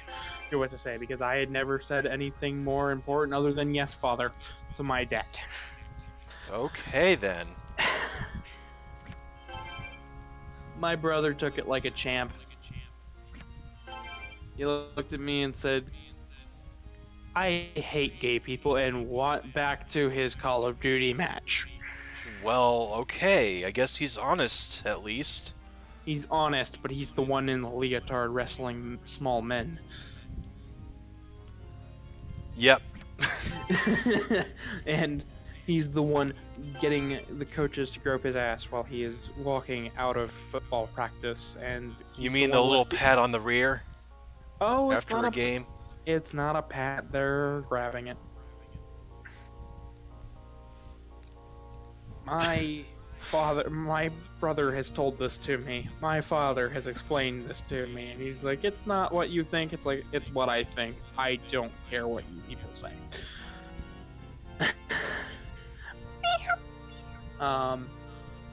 Yay! You got a Mew because of the Mew in the chat. So. Yes, I saw that. Mm-hmm. My dad really didn't care. My dad's girlfriend is weird because she is a nerd.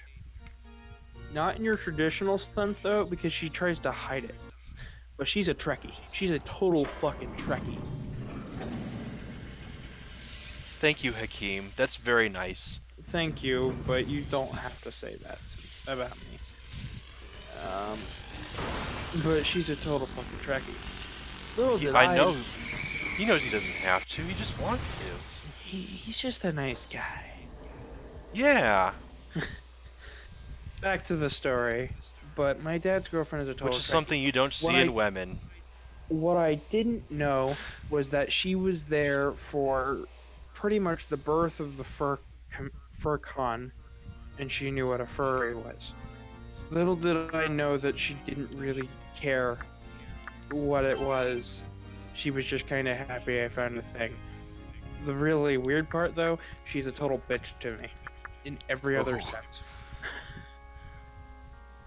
Stop playing tag! Stop doing this! You can't watch SpongeBob! My brother can't watch SpongeBob because they find it offensive. It's funny. Okay. I find it funny because I can go up to them and make a SpongeBob joke and they'll just look at me like, "You're the spawn of Satan," and I just laugh.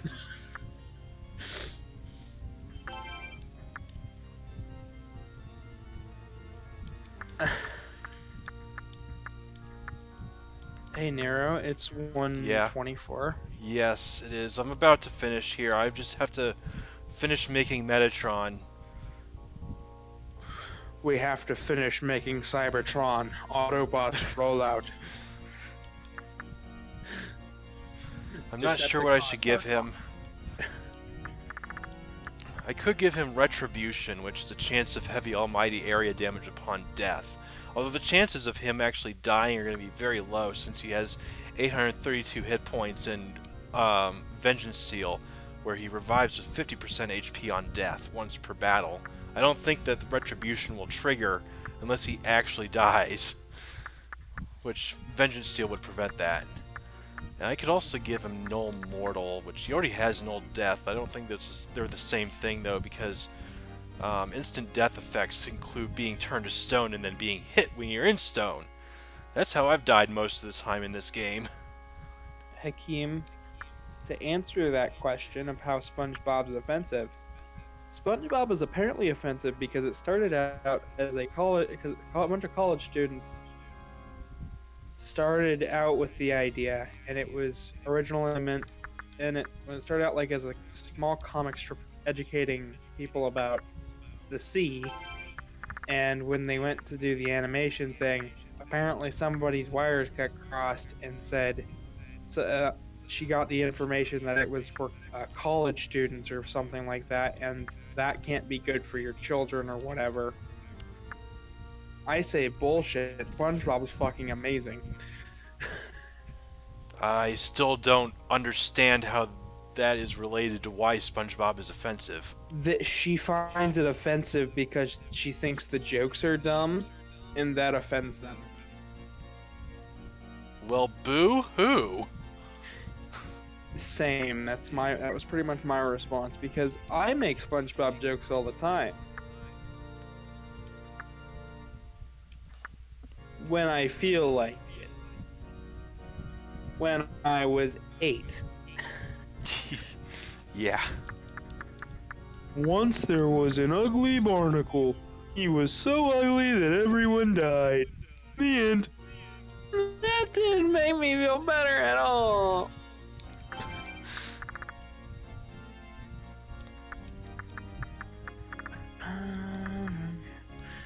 I'm growing emotion.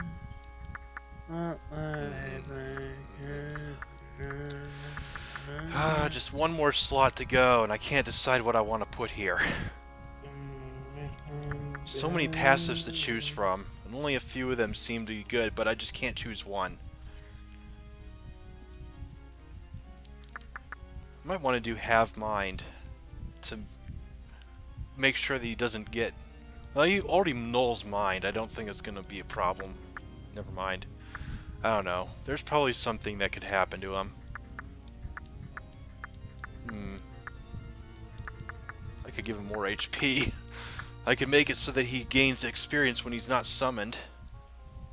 Well, I can make it so that... But you want to summon him. Yeah, I do want to summon him. But if he's not summoned, he can still gain experience. But yeah, I'm gonna be like using him pretty much all the time now. So then there's no point to put that Metatron on is him. awesome.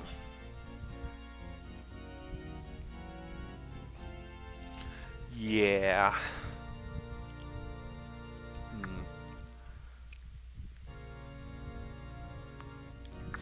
I guess Retribution then.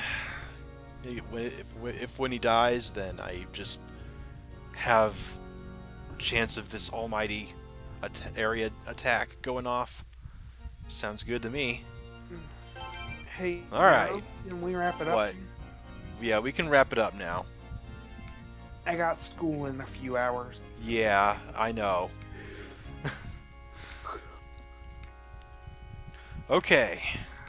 Just gotta save, and then we're gonna be out. At the 4-hour mark. Hey, just like I said. So guys, Poor kitty is going to sleep on me. So guys, see you next week for... See you next Saturday and Sunday for more... Actually, Yes, I definitely hope to get going on Saturday at the usual time. For more And it something. will... Yeah, probably more gunning for Satan. Satan. Yes, Satan or Santa if you prefer. We must gun for Stan. I hope that everybody had fun listening to us and enjoyed the video and everything. Sorry that I don't have more stories, guys, but you did well. I You kept was it going. tired. I was tired tonight, so You were trying to hide it, but you couldn't beat it. no, I keep yawning. I can't help it. Yeah. Well, you go get some sleep now, sleepy kitty. I'm not gonna sleep until you sleep. Okay. I'm gonna go to sleep too. Well, better sleep around me. 'Cause I'm tired. Okay. I'll go to sleep around you. Bye, Alright. everybody. Anyway, yes, good night, everybody. I just forgot my outro. But anyway. Good night, everybody. Good night.